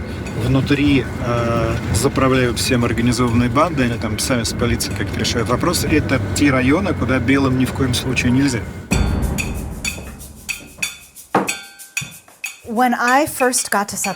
Когда я впервые приехала в Южную Африку, люди посоветовали мне не пользоваться GPS. Он не работает, потому что может повести через районы, куда нельзя заходить, особенно белому. Так и есть. Однажды я арендовала машину и воспользовалась GPS. И я ехала вместе с пожилой матерью, которая никогда раньше не была в Африке. Он повел нас прямо в Хиллброу и остановился, потому что высотные здания заглушали сигнал. Это был канун Нового года. А на Новый год существует традиция выбрасывать бытовую технику из окна. Серьезно? Да. Я думала, что это байка, но так действительно делают. И для моей матери это было своеобразным посвящением.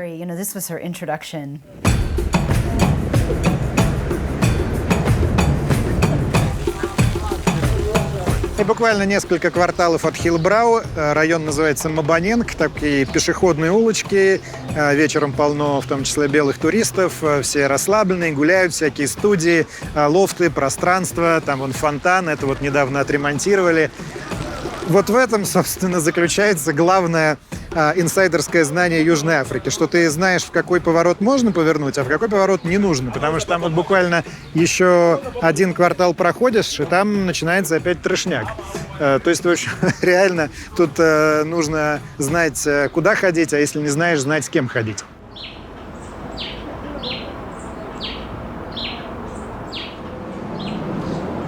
А вот так выглядит типичный богатый белый пригород в ЮАР.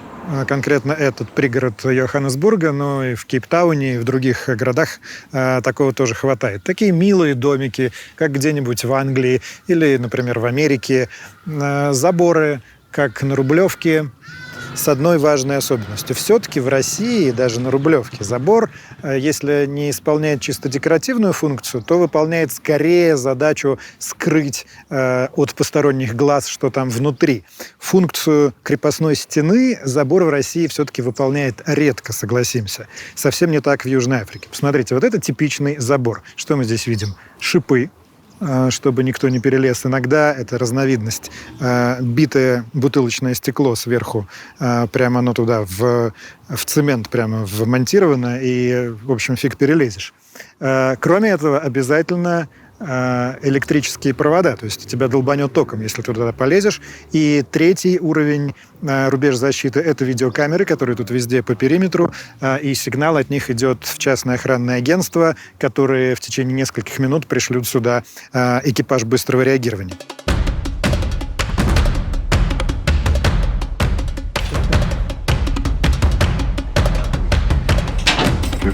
У нас работает где-то 200 человек. Это все штатные сотрудники? Да, они все в штате. Не все они вооружены, но они все имеют право носить огнестрельное оружие. Мы используем АК-47 в разных ситуациях. Например, в ЮАР часто происходит ограбление инкассаторов. Когда владельцы магазинов хотят отдать наличные в банк, они заказывают инкассаторскую машину, чтобы отвезти деньги. И обычно грабители нападают на эти машины и грабят их. В таких случаях мы используем огнестрельное оружие. А как часто случаются реальные перестрелки? В нашем районе довольно много перестрелок бывает. На прошлой неделе, например, произошла перестрелка прямо здесь, в окрестностях. А у вас есть огнестрельное оружие? Нет, я не использую огнестрельное оружие. Я предоставляю услуги, а не силу. А что насчет зарплаты? Хорошая или средняя? Нет, зарплата хорошая. Потому что моя семья может жить на эту зарплату. Я могу делать много разных вещей на мою зарплату. У вас большая семья? Да. Насколько большая? У меня 6 детей.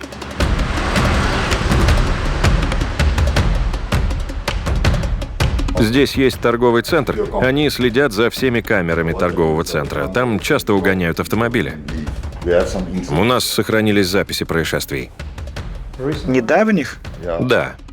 Вооруженное ограбление случилось в одном из наших торговых центров.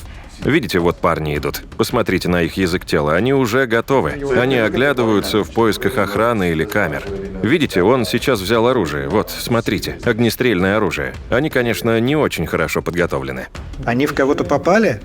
Нет, они ни в кого не попали. Они просто ограбили магазин. Видите, он угрожает пистолетом, чтобы все покупатели разбежались. А вот посетители, смотрите. Они настолько привыкли, что вообще не реагируют. Вот сейчас один из преступников забрал мобильные телефоны. Мы гнались за ними до пункта, где они собирались отдать свой товар за наличные. Вы их задержали? Да, мы задержали двоих. Правда, они уехали на 2 разных машинах, а мы гнались за машиной, где не было украденного товара. ЮАР на 2-м месте в мире по числу убийств после Ямайки. Согласно статистике, в 2022 году здесь совершалось в среднем 520 убийств в неделю. Кроме того, страна на одном из первых мест в мире по числу изнасилований. Если помните нашу самую первую подводку, которую мы писали в Йоханнесбурге у стадиона, мы вынуждены были попросить вооруженную охрану. Заплатить за это довольно много, потому что мы не могли снимать там с нашими камерами просто так сами. И таких мест здесь, к сожалению, довольно много. Моя мама не хочет, чтобы я здесь жила. Она считает, что я живу в страхе. Иногда мне кажется, что люди, которые чувствуют себя здесь в относительной безопасности, на самом деле не решаются сказать об этом, потому что они не хотят задеть людей, переживших преступления, и они не хотят в конечном итоге выглядеть наивными. И отсюда исходит весь нарратив, что все чувствуют себя в опасности. Я везде езжу одна, даже ночью. Я гуляю одна, будучи женщиной. Я прогуливаюсь пешком по центру. Я точно передвигалась по Хиллброу в одиночку. Правда? Да. Одна? Ночью? Может, и не ночью, и, может быть, я бы не стала брать с собой бумажник или что-то в этом роде, но в Вашингтоне со мной случались более опасные происшествия, чем здесь. Сейчас это по-прежнему не просто черный район, а один из самых криминогенных районов Йоханнесбурга. Интересно, какие здесь сейчас объявления. В основном это аборты, потому что это огромная проблема, как и проблема сексуального насилия. Это всякие пророки и это увеличение мужского достоинства. Вот эта вот реклама здесь просто повсюду сейчас. Видите сорнячок? Там еще один побольше. Употребление травы в медицинских целях в ЮАР легализовано, и можно так вот на приусадебном участке развести кустик другой, третий для себя и для друзей. Продавать нельзя. Но вообще проблема наркотиков в ЮАР стоит очень остро. Это одна из главных проблем, и из-за нее в том числе растет преступность.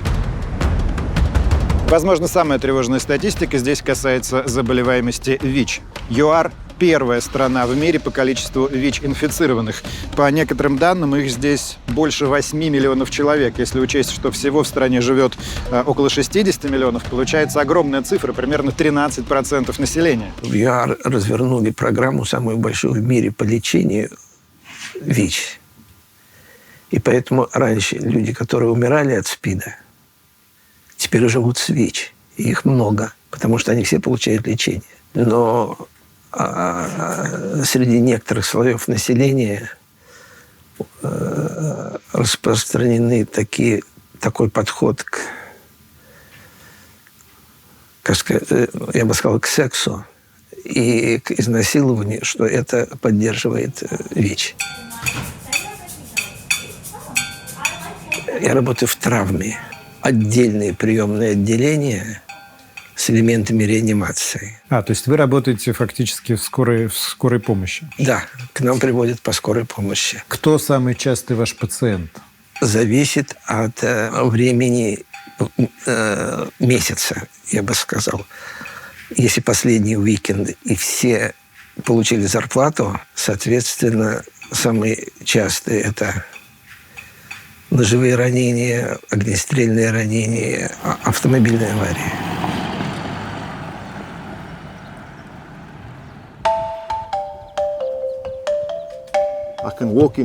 Тут мне не нужно везде носить с собой оружие. Я могу спокойно спать, не запирая дверь, а на утро все будет на своих местах. Могу оставить ключи в машине, и она никуда не денется. Это, знаете, такая самоизоляция от преступности. Тут тоже не рай. У нас есть свои проблемы. Здесь живут уже 2-3 тысячи человек. Всякое бывает, но тут нам все равно лучше. Мы в Орании. Это очень известная африканерская деревня. Она была основана как комьюнити, как сообщество еще в начале 90-х, даже до формального падения апартеида, когда отцы-основатели выкупили здесь несколько гектаров земли и основали здесь село только для африканеров. Ну, в смысле, это частная территория, вот здесь указано. Как бы формально это, можно сказать, ООО. И здесь действуют свои жесткие законы. Жить здесь может только африканер. Посторонние, черные, скажем, могут заезжать вот в этот магазин и на эту заправку, но не дальше того. Сюда очень много с тех пор раз приезжали журналисты, и есть тонны публикаций, видео, вы их найдете, если интересно, и в Ютубе, про то, что это такой уголок расистов и осколок апартеида. На самом деле идея посложнее изначально была. Она заключалась в том, чтобы создать здесь Volksstadt, землю обетованную, наиболее точный будет перевод, только для африканеров, которые чувствуют себя под угрозой со стороны черных, со стороны англичан, со стороны кого угодно и хотят защитить свою идентичность. И важная часть этой идеи, про которую не все публикации упоминают, заключается в том, что работать на любых позициях в Орании могут тоже только африканеры. То есть они не могут брать себе черную прислугу, черных работников, черных водителей. Это тоже запрещено. И в этом смысле это скорее, знаете, такая попытка построить в отдельно взятой деревне град Китиш. Ну вот на российской почве, на русской почве ничего подобного не получилось, только легенды есть. А здесь более-менее получилось. Вот, кстати, их герб, он же логотип, это такой чувачок, засучивающий рукава для работы. Нам он напомнил маленького принца, который кому-то готовится дать по морде. Тут есть, кстати, своя служба безопасности, и если что, по морде тоже не заржавеет. Основной язык здесь, видимо, африкаанс. Да. И все надписи и знаки тоже на африкаанс. Верно. Как вы помните, главная цель Орании — сохранить культуру африканеров и обеспечить их свободу. Поэтому для нас это важно. Что представляет опасность для культуры африканеров? Опасность, самая первая и очевидная — демография. Нас меньше 2 миллионов в стране с населением 66 миллионов. Раньше у нас была хотя бы власть, нас за это сильно недолюбливали. Сейчас то, что ты африканер, не дает никаких преимуществ. В соответствии с политикой государства было принято 127 законов, основанных только на расовом принципе. Расширение экономических прав чернокожих, возможности ведения бизнеса, поступления в университет — везде действует расовый принцип. К нам же очень враждебное отношение за, скажем так, грехи наших отцов. И эта враждебность к африканерам, к нашей культуре все растет и растет. Поэтому мы нашли такой вот третий путь. Мы строим нечто новое, мы создаем новую реальность. Вот для чего мы здесь. Журналистам гораздо проще построить нарратив, в котором Орания — пережиток прошлого, и ее жители ностальгируют по временам апартеида, чем задавать вопросы и пытаться вникнуть в ключевые идеи и ценности Орании.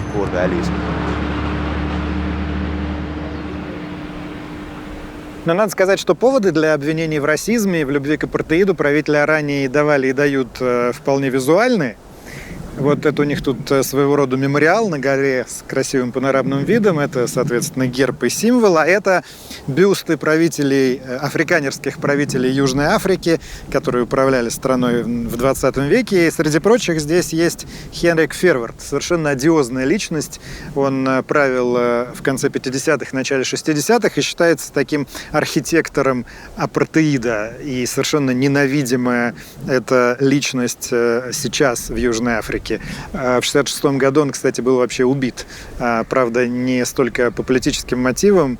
Там был сумасшедший получернокожий полугрек, который сказал, что у него поселился в голове червь, который отдал ему команду убить Ферварда.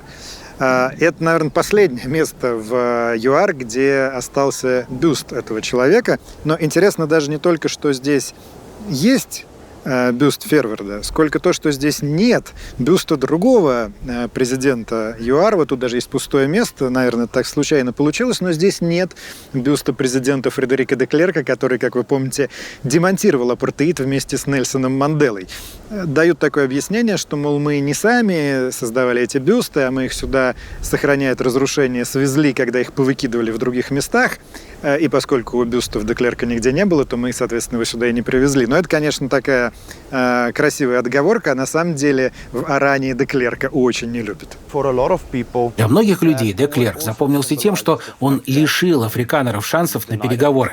У нас не было возможности во время переговоров по ликвидации апартеида создать хотя бы какое-то будущее для африканеров. Понятно, что он не очень популярен.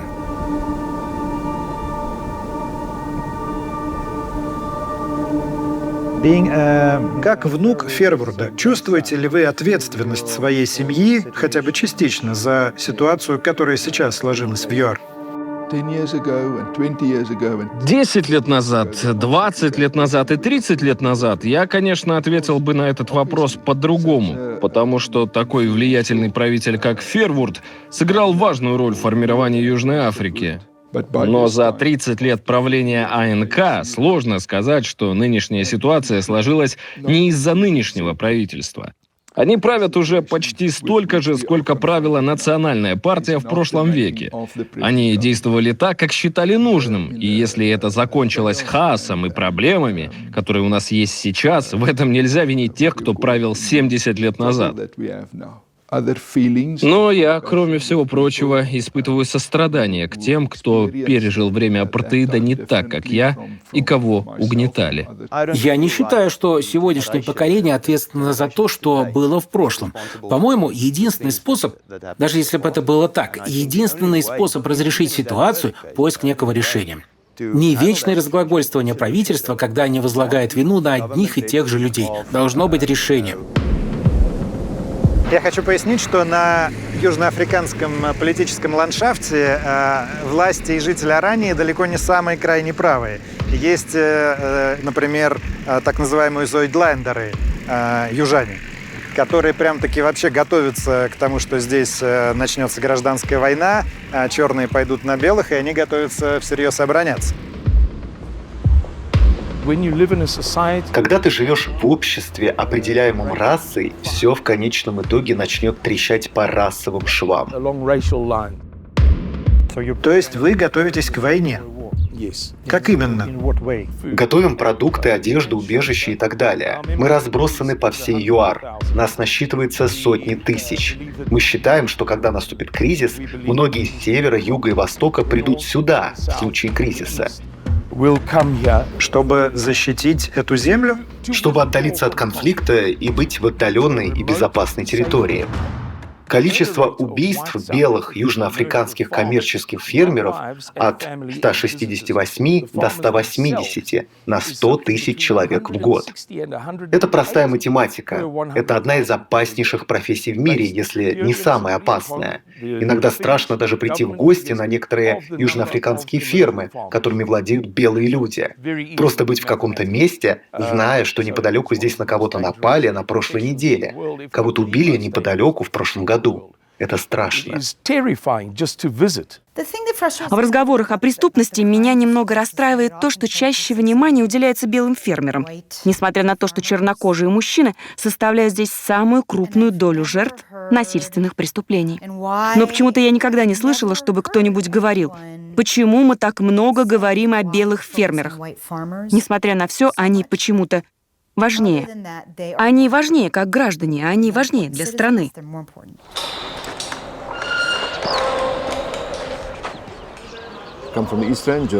Я из города Джермистон. Там я прожил 52 года.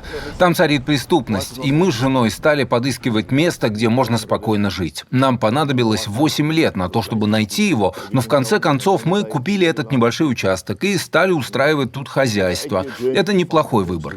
Здесь мы держим лошадей, у нас их 16. На ваш взгляд, что ждет Оранию в ближайшие 10-15 лет? Орания стремится к независимости. Стать независимым государством? Да, отдельной страной. Думаю, в этом цель.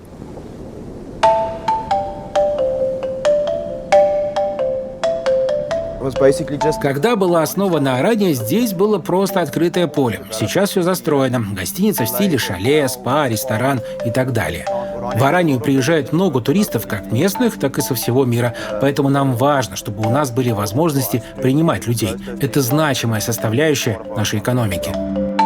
Вообще, конечно, Орания напоминает село Староверов, про которое у нас на канале есть не один выпуск, но важно сказать о существенных отличиях. Вообще, по всему миру монокультурные образования, такие как села Староверов, и можно было бы ожидать это от села исключительно для африканеров, они постепенно стареют, уменьшаются, и самым большим районом этих поселений становится кладбище. А в Орании все наоборот. Орания растет. И это объясняют тем, что ухудшается политическая ситуация. Сюда все больше африканеров приезжают, чтобы осесть среди своих. Также говорят, что дети подрастают и остаются здесь работать. Но на самом деле, как мы понимаем, главная причина, конечно, экономическая. Потому что в какой-то момент, поняв, что именно такая судьба постепенного исчезновения может грозить Орании, отцы-основатели приняли важнейшее решение. Они отказались от идеи исключительно сельскохозяйственного сообщества, которое будет жить трудом на земле, и стали развивать здесь разные формы бизнеса, включая сервисные, включая всякие услуги, включая банковский сектор, включая юридические услуги и, что очень важно, включая туризм. Я когда сюда ехал, думал, что мы поселимся в каком-нибудь, домике без всяких удобств. Оказалось, здесь есть прекрасный отель, напоминающий те, которые строят в национальных парках, куда люди приезжают на жирафов посмотреть, со всеми удобствами, и там реально много людей, и трехразовое питание. И в этом смысле, конечно, Орания стал таким немного тематическим парком, политическим аттракционом, резервации белых людей, если угодно.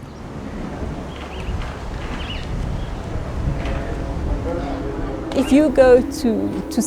если вы захотите поговорить, например, с обычным белым жителем, с тем, кто живет в Орании, например, обычный белый фермер, он даже не вспомнит, какую историческую роль сыграл апартеид.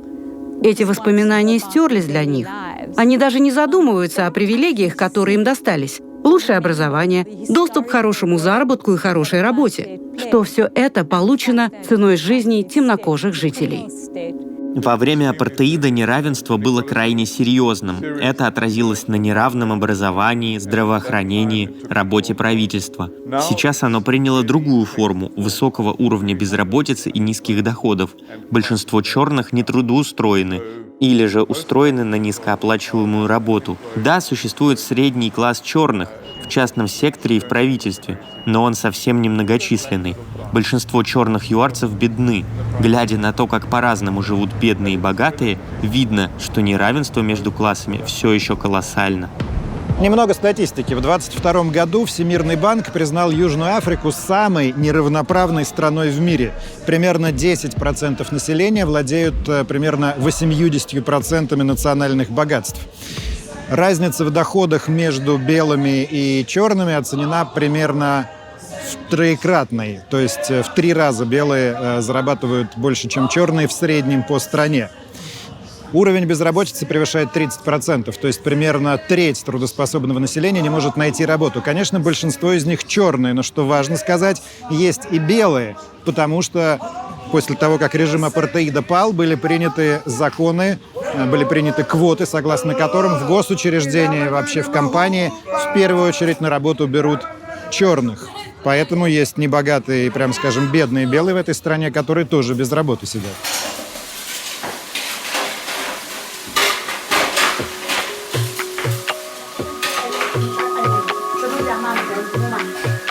Как изменилась ваша жизнь со времени падения апартеида? Она изменилась, но не так сильно. Даже сейчас мы все еще видим, что с АНК происходят плохие вещи. Он не приносит нам ничего хорошего. Нам все еще приходится очень тяжело.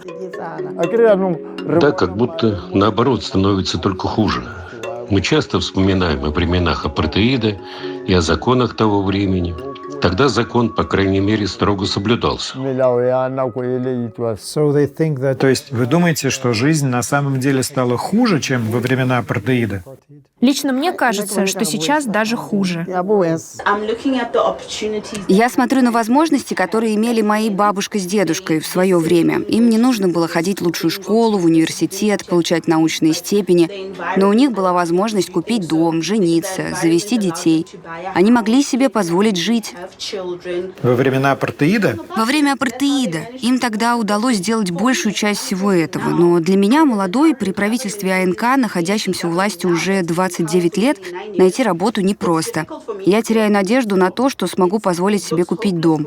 По всей видимости, придется копить лет до 65, чтобы денег хватило на покупку дома. Мысль о рождении детей пугает меня, потому что жизнь в ЮАР стала настолько дорогой, что мы ничего не можем себе позволить. Для людей за рубежом это выглядит как проблема сосуществования черного и белого сообществ. Но, возможно, это упрощение? Да, проблема глубже. Это уже не просто борьба черных и белых. Прямо сейчас, я думаю, мы боремся с неравенством в Южной Африке. То есть и среди самих белых людей нет равенства. Не все они богатые. Не все. С чернокожими то же самое. Даже после того, как закончился апартеид и наступила демократия, все равно не равны. Есть семьи, которые извлекли выгоду. Если в семье был участник борьбы, то сейчас у них все в порядке. Например, Манделы получают выгоду сейчас, Сисулу получают. Но мы обычные чернокожие люди, по-прежнему в нищете.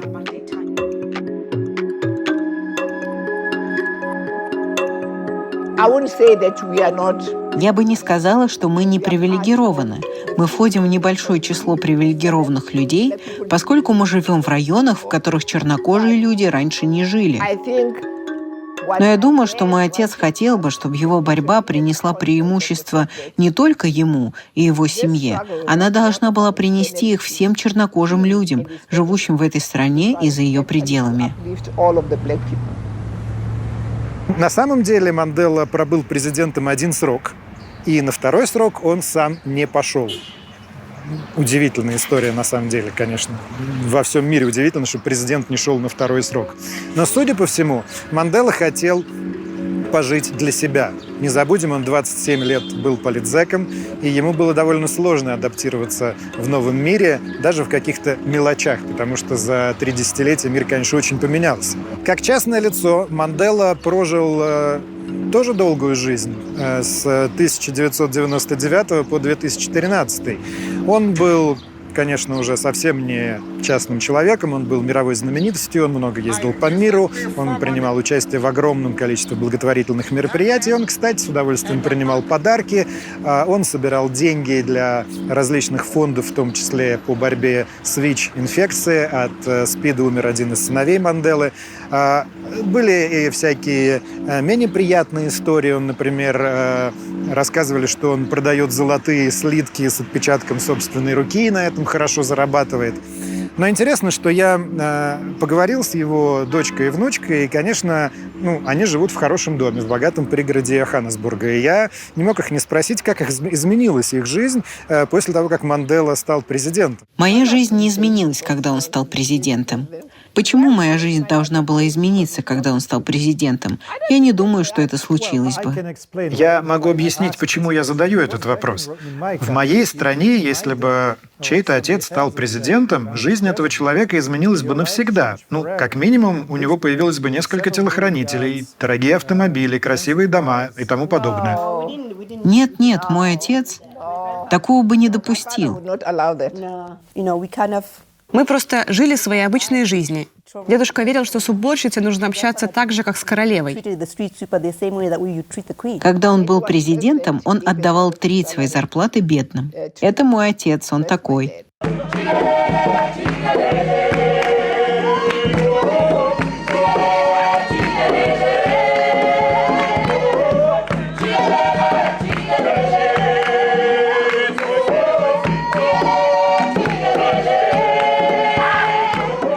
В 2010 году здесь же, на стадионе в Йоханнесбурге, где был знаменитый матч по регби, проводят чемпионат мира по футболу.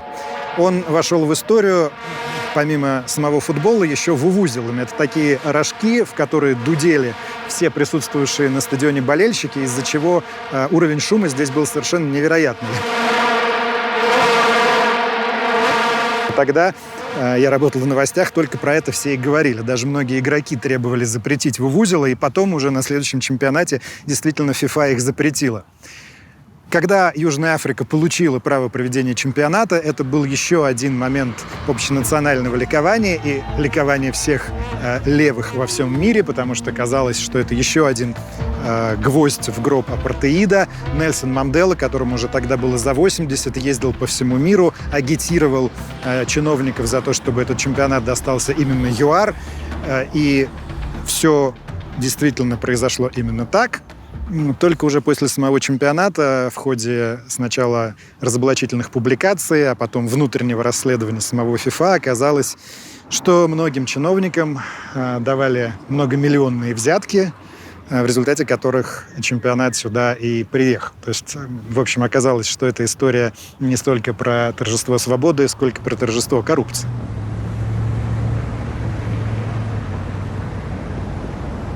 Сейчас в Южной Африке не работает почтовая служба. Нет почты. Была государственная почтовая служба, было у нас тут почтовое отделение. Все прекрасно работало, все было хорошо. Но видите, как работает система коррупции и патернализма. Каждый начальник, большой или маленький, начинает набивать свою организацию как можно большим числом своих людей. Штаты раздуваются, зарплаты все повышаются и повышаются, а денег нет.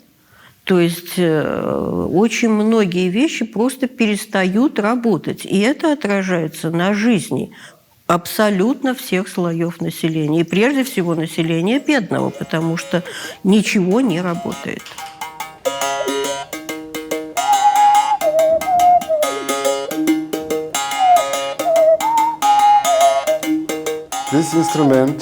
Этот инструмент – древний классический лук бушменов, которым пользовались представители первого коренного народа Южной Африки. Это лук для охоты, который позже стал традиционным инструментом. Понимаете, расизм не закончится никогда, к этому причастны все. Ведь даже сегодня все мы не пришли к тому, к чему, как нам казалось, должны были прийти. Нам было обещано бесплатное образование, и еще много чего бесплатного, но мы до сих пор платим огромные деньги за образование наших детей. Понимаете, у меня 9 детей, и я думаю, вы хорошо представляете, сколько я должен платить за их образование.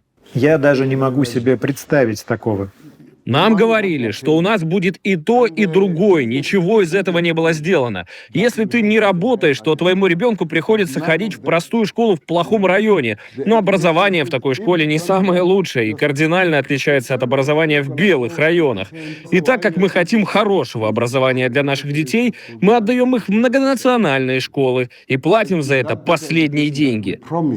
Ведь первые десятилетия после падения апартеида здесь был практически даже не рост, а экономический бум. А в какой момент он прекратился и из-за чего? Экономический рост был из-за того, что, во-первых, отменили законы апартеида. Все это кончилось, санкции кончились, стало можно развивать бизнес, он просто вздохнул свободно и начал набирать силу. Кроме того, Табо Мбеки, это второй чернокожий президент южноафриканский, он в экономическом отношении проводил довольно грамотную политику. Он был настроен про бизнес. Эта политика очень не понравилась левым кругам в его собственной партии, в Африканском национальном конгрессе.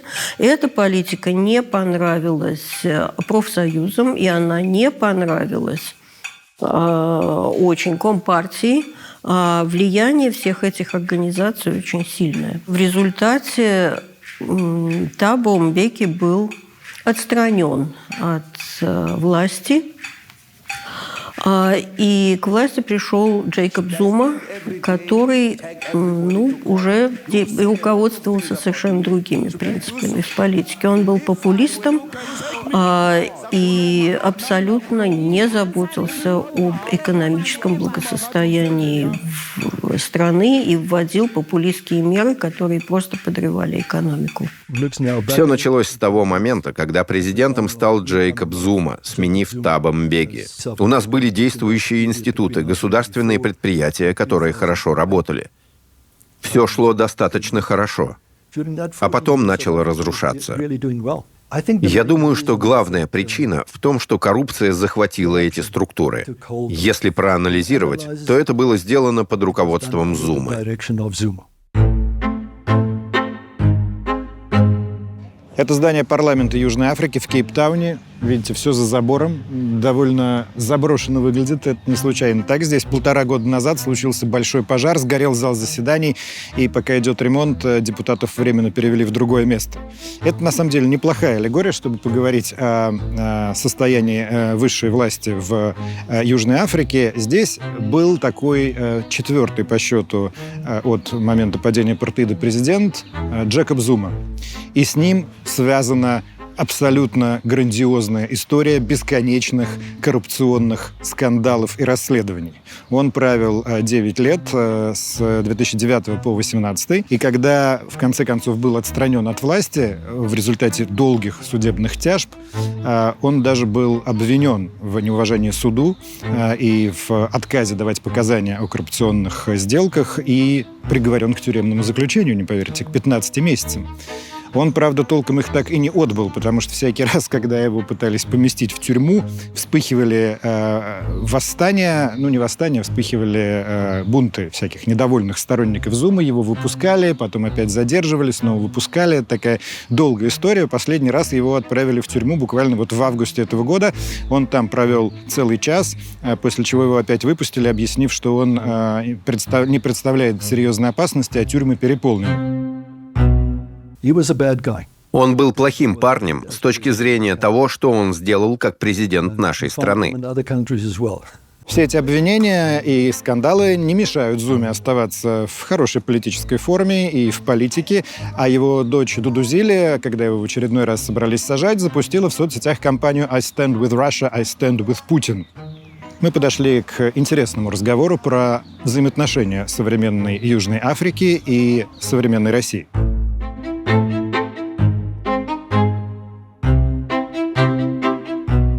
Как вы знаете, в августе в Иоханнесбурге состоялся саммит БРИКС, на который должен был приехать, но не приехал Владимир Путин. Россию представлял Сергей Лавров. Вы, наверное, помните, этому предшествовала долгая сложная история, что Южная Африка подписала Римский статут Международного уголовного суда, и, по идее, должна была бы Путина арестовать, если бы он сюда приехал. И хотя Сирил Рамафоса говорил, что этого никогда не случится, было много сливов, что за кулисами южноафриканский МИД уговаривал российских коллег отказаться от поездки Путина, и в итоге Путин не поехал. Известно, что Евросоюз и США — это главные экономические партнеры и торговые партнеры Южной Африки. Идти против их мнения прям в лоб правительство ЮАР точно не готово. Однако про симпатии южноафриканских властей к России в последнее время говорят довольно громко. Например, в прошлом году Южная Африка была среди стран, которые воздержались при голосовании в ООН по резолюции с осуждением референдумов на новых территориях. В этом году у берегов Южной Африки прошли военные учения, в которых участвовал в том числе и российский флот, и китайский флот. И мы помним, что Сирил Рамафоса за последнее время дважды был в России, участвовал в Петербургском экономическом форуме, потом в Африканском форуме участвовал, выдвигал мирную инициативу по Украине, которую в Киеве очень критиковали. Логичный вопрос. Почему? Что стало причиной этого нынешнего сближения? Есть два объяснения. Одно романтическое, связанное с тем, что Южная Африка воспринимает Россию как наследника Советского Союза. Советский Союз в свое время очень помог Африканскому национальному конгрессу и Нельсону Манделе. Есть и другое объяснение, рациональное. В Южной Африке находятся крупнейшие залежи марганца, который необходим для производства стали. С компаниями, которые владеют здесь марганцевыми рудниками, СМИ не раз связывали нескольких россиян. В том числе называлось имя Виктора Вексельберга. Этот рудник предоставляет много денег АНК как правящей партии. Год назад АНК испытывал большие финансовые трудности, вплоть до того, что не мог платить своим сотрудникам. Некоторые из них публично протестовали. Это не было тайной. Сейчас, похоже, они решили эту проблему. Все партии обязаны ежеквартально представлять отчет о доходах в парламент. Согласно данным, за первый квартал этого года АНК получил значительные суммы от месторождения, принадлежащего этому российскому олигарху. Тут две схемы. У АНК есть свой источник дохода. Частная компания Chancellor House, которая владеет долей в этом месторождении. С одной стороны, деньги поступают как доход от нее, а с другой стороны, как прямые денежные поступления. Считается, что благодаря этим поступлениям АНК и решил свои проблемы. Параллельно разворачивался инцидент, который называется в местной прессе инцидент Леди Р или Леди Раши Гейт, по аналогии с Уотергейтом. «Леди Эр» — это название грузового корабля российского, который заходил тут недалеко от Кейптауна на военную базу в декабре прошлого года. И на него под покровом ночи загрузили нечто. Но очень быстро пошли слухи, что это было оружие. В местной прессе об этом стали писать, и об этом заявили американцы. Администрация Рамафосы заявила резкий протест. Рамафоса распорядился создать комиссию по расследованию. Было официально объявлено, что никакого оружия не было. И наоборот, там не загружали, а выгружали с этого корабля что-то. Но инцидент на этом не закончился. Прошло полгода, и в мае американский посол Рубен Бриджетти во всеуслышание заявил, что южноафриканские власти поддерживают Россию оружием, в том числе опять рассказал про то, что на «Леди Эр» загружали оружие, и это еще совпало по времени с российско-китайскими военно-морскими учениями, которые прошли тут у берегов Южной Африки. В общем, история осталась в какой-то незавершенной фазе, потому что, с одной стороны, администрация Рамафосы заявила, что посол Бриджетти потом извинился перед ними за свои слова, а с другой стороны, комиссия, которую создал Рамафоса по расследованию, она вроде как пришла к каким-то заключениям, и вроде как, согласно утечкам, эти заключения о том, что никакого оружия не было, но официально они почему-то не опубликованы. В общем, осадок явно остался.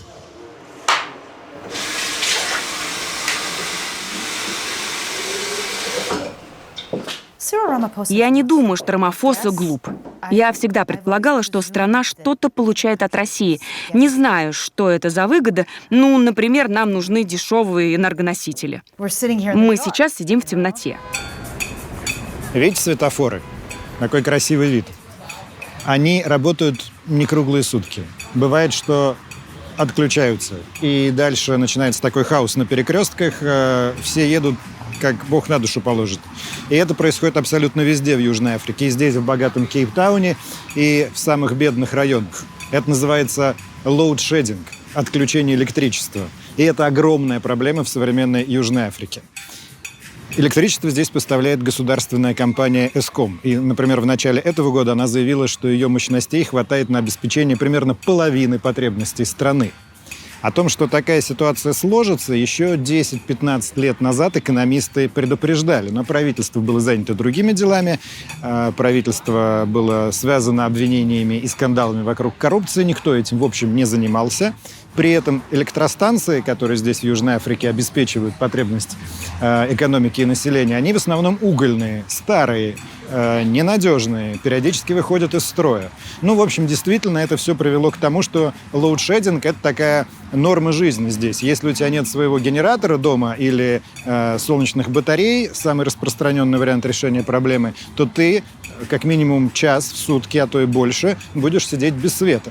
Но поскольку мы в 21 веке все живем, никто не хочет, чтобы лоудшейдинг случился неожиданно, вот местные айтишники написали специальное приложение, называется ESP, Eskom Sepush. Оно показывает, когда в твоем районе и насколько будет лоудшейдинг, потому что все по графику. Вот, скажем, здесь, где мы сейчас стоим, сегодня будет только один на час и среди ночи, но не так страшно, а завтра будет сразу 2 лоудшейдинга в сумме на 5 часов.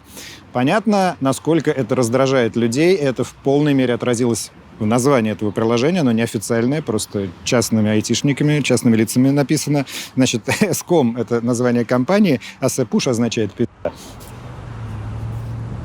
Eskom, это государственная энергетическая компания, стала главной кормушкой для кадров АНК, для правительства. Там масса коррупционных групп задействована, и мелких, и крупных. Это одна сторона дела. Вторая сторона дела – ничего не ремонтировалось. Ничего не ремонтировалось очень долгие годы. Зачем ремонтировать, когда можно потратить деньги на зарплаты? Чудовищно раздутый штат, чудовищно высокие зарплаты просто-напросто. И в результате электричества не хватает.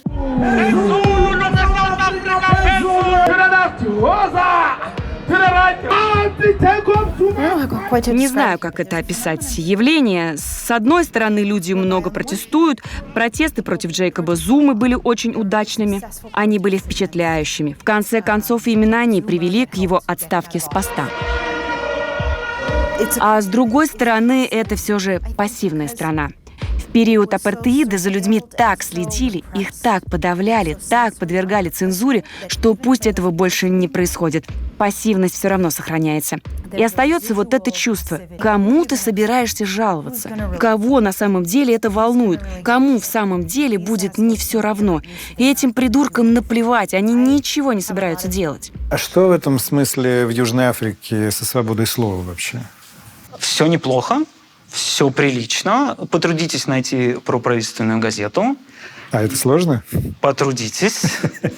Традиционная пресса очень злая по отношению к правительству. Я считаю, что пресса здесь очень свободна. Государство особо не вмешивается.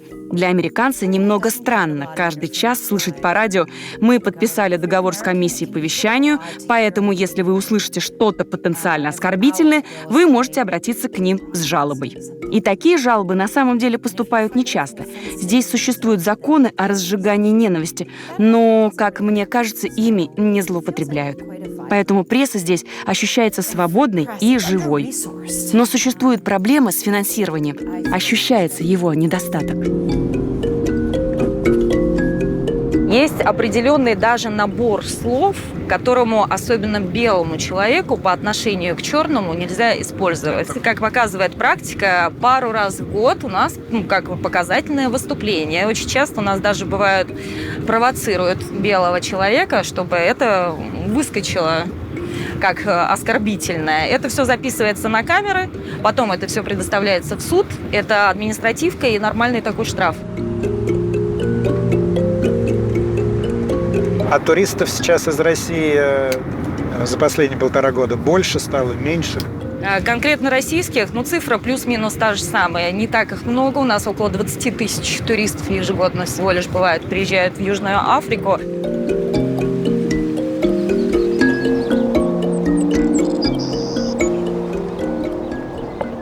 А много сюда приехало русских после начала войны? Да, очень много. И очень много уже уехали. Приехало потоком очень много, и сейчас у меня даже появились русские друзья, хотя у меня их было буквально, наверное, человек 5. Меня нет ни в каких русских чатах, я придерживаюсь того, что если ты уж переехал в страну, все, адаптируйся. Ассимилируйся, да, говори на языке и, в общем... И многие приехали и уехали, почему? Не удержались? Я замечаю, это смешно, конечно, но я замечаю, что кому-то сложно учить язык. Вообще просто они... Язык какой? Английский? Английский, да. Это смешно. Это смешно. Кому-то дорого, кто-то не может найти, чем заниматься здесь, хотя это тоже для меня смешно. Анна производит здесь вино. А это одна из огромных виноделин, это все регион Стелленбош. Тут, правда, тоже без политики не очень получается, потому что есть даже книга про стелленбошскую мафию. Был тут грандиозный скандал. Не будем в это вдаваться в подробности. Короче, все тут тоже завязано. Но вы тут арендуете часть производственной мощности. Да. И производите вино. И производим вино. А правда, что здесь есть такая культура с винцом обедать? А так они завтракают с винцом тоже. И деловые переговоры тоже с винцом вести. Да, обязательно. Поэтому понятно, почему все так расслаблено. Нет, пьют очень много, это правда. Не так давно я ушел с работы и открыл свое дело вместе с Аней.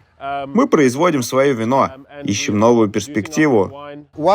Почему тебя зовут Николай, а не Николас? Назвать меня так была идея отца. В 60-е он работал журналистом в посольстве ЮАР в России. Родители очень полюбили Россию, ее культуру, ее жителей. И назвали тебя на русский манер. Мне выпало стать Николаем, а сестру мою назвали Ниной. Правда? Да, 2 русских имени. А ты сам был в России? Никогда не был, даже как-то стыдно немного. Много здесь у вас тусовок бывает? Людей здесь много. Тут ведь океан, пляж, поэтому летом людей больше, чем зимой. А лето тут в январе? Да, лето в январе. Это нужно подчеркнуть. Да, точно. Начинается лето в декабре, а потом январь и до февраля. В марте становится прохладнее. И да, местные проводят здесь время. А широкий ли у вас круг друзей, с кем вы общаетесь? Да. Они все белые? Нет, не обязательно. Я на цвет кожи внимания не обращаю. Среди моих друзей и черные, и цветные. Цвет кожи, раса значения не имеют. У вас здесь большой круг общения? Я бы сказала, да. Прям больше, чем в Питере, когда я жила. А скажите, в нем черное есть или в основном белое? Есть, но немного. 2 человека, если честно. 2 человека. А как вы это объясняете? А расслоением, жестким расслоением. Прям вот очень серьезным расслоением. А смешанных браков вы можете видеть не так уж и много. Вообще практически нет. Я слышал, что это прям уникальный случай. Да, это уникальный случай, да. Моя старшая дочь, она по специальности врач-анестезиолог. Она 1,5 года назад уехала в Австралию. И я до сих пор не знаю, почему.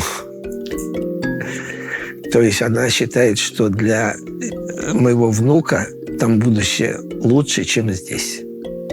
То есть перспективы. И вы с ней не согласны? Я не согласен. А Южная Африка – это страна вашей мечты? Да, многое связано с ней. 28 лет – это большой срок. Вы полюбили эту страну? Да. Вы можете назвать себя южноафриканцем? Да, конечно. И мы голосуем все очень активно. В следующем году будем выбирать. Как вы считаете, цели самой АНК изменились со времен вашего отца? Ну да, но я думаю, они провалили миссию. Я говорю вам, они ее провалили.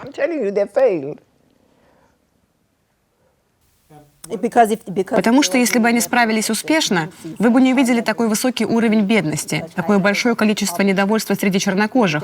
И я думаю, самой большой ошибкой было положиться на неолиберальную политику Запада. Они ее применяли, а эта неолиберальная политика Запада не направлена на регулирование неравенства в обществе. И поэтому теперь мы продолжаем жить в обществе, где нет равенства. И что это означает? Южной Африке нужен новый Мандела? Нет, Южной Африке не нужен никакой Мандела. Южной Африке нужна революция. Революция? Вот что нужно Южной Африке.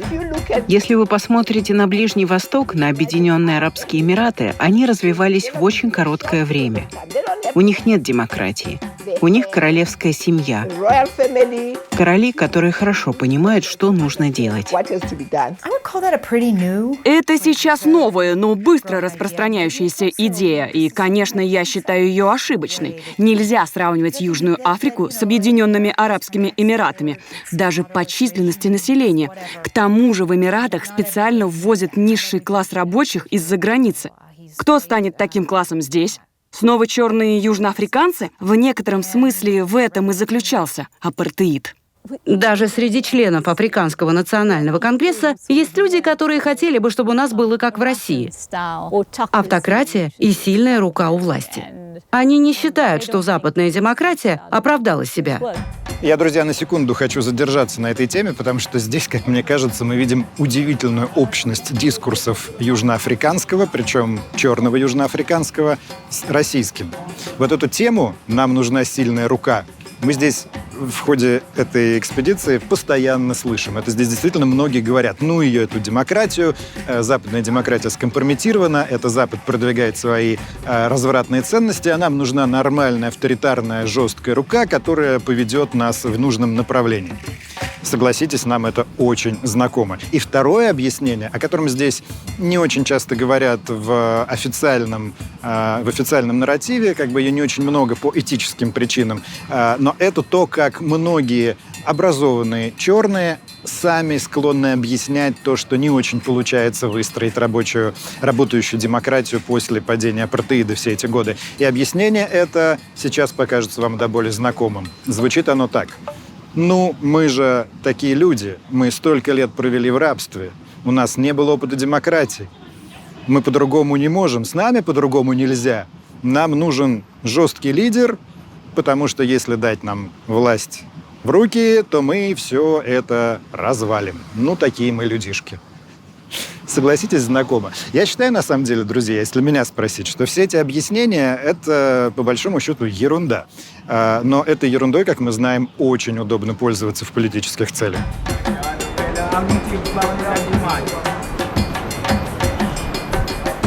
Если вы поговорите с простым южноафриканцем, я не думаю, что он верит в автократию, что это правильный путь. Но, конечно, такие настроения наблюдаются. Особенно среди политической элиты, которые считают, что авторитарная власть — это выход. Я с этим не согласна. Не согласна? Конечно, нет. Я думаю, нам наоборот нужно развивать демократию. Демократические ценности прописаны в Конституции. У нас есть конституционная демократия. Все прописано на бумажке. Но вот демократия в политической системе отсутствует, и ее нужно внедрять.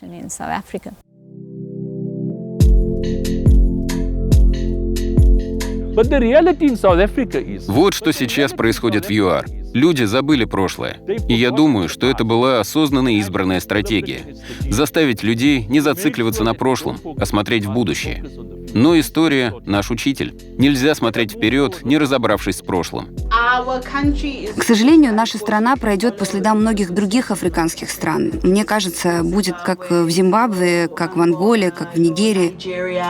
Бедность будет расти, неравенство будет увеличиваться. Наша покупательская способность в ЮАР будет падать. Богатые станут богаче, бедные — беднее, к сожалению. Всю эту ситуацию довольно сложно исправить, но у нас все еще есть открытое функционирующее общество, независимый суд, сильный парламент, соперничество политических партий, открытое и честное. Я считаю, что у нас есть все ключевые факторы для развития в лучшую сторону. Я смотрю на будущее с оптимизмом. Здесь может наступить просто хаос. Причем он может быть худшим гораздо, чем в любой другой стране африканского континента, просто потому что страна индустриальная, и потому что урбанизированного населения сейчас здесь уже больше 50%. Этим людям некуда деваться, их никто не будет кормить. И все это, в общем, начнет, конечно, разрушаться. Я не знаю, может быть, произойдет чудо, и придет замечательное экономически грамотное правительство к власти и начнет, наконец, действительно бороться с коррупцией и проводить грамотные экономические меры. Так что все возможно. Несмотря на все проблемы в стране, АНК стоит во главе уже 30 лет. Им было сложно прийти к власти без всякого опыта, но они справились. К сожалению, много коррупции. Это повлияло на многие сферы жизни. Но они объединили страну. У нас отличная страна. И я полон надежд на будущее.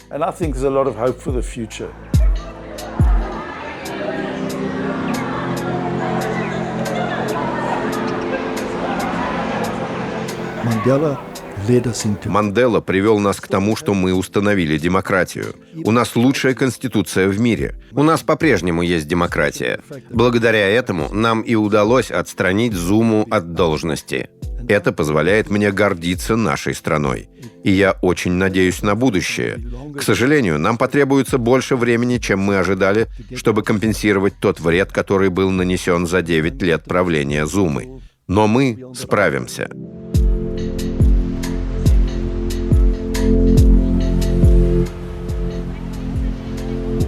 Ну вот, друзья, как обычно, все выводы у нас на канале вы делаете сами. У меня странные и сложные ощущения от этой экспедиции в Южную Африку, потому что, кажется, история, которая здесь разворачивается в последние 30 лет, она про то, что иногда даже самые очевидные и явно справедливые решения не способны быстро поменять ситуацию, не способны быстро преодолеть огромную историческую инерцию и огромную, в случае Южной Африки, разницу культур между белыми и черными. Ведь в Южной Африке есть и независимый суд, и независимые СМИ, и реальная сменяемость власти через выборы. А все равно через 30 лет после падения апартеида многие здесь, вы сами слышали, говорят о том, что лучше не стало. Некоторые прямо обратное говорят. Возможно, это говорит о том, что иногда нужно больше времени, что история нелинейна, что она идет зигзагами, и что фактор везения в этой истории тоже очень важен. Не повезло, оказался взяточник у власти.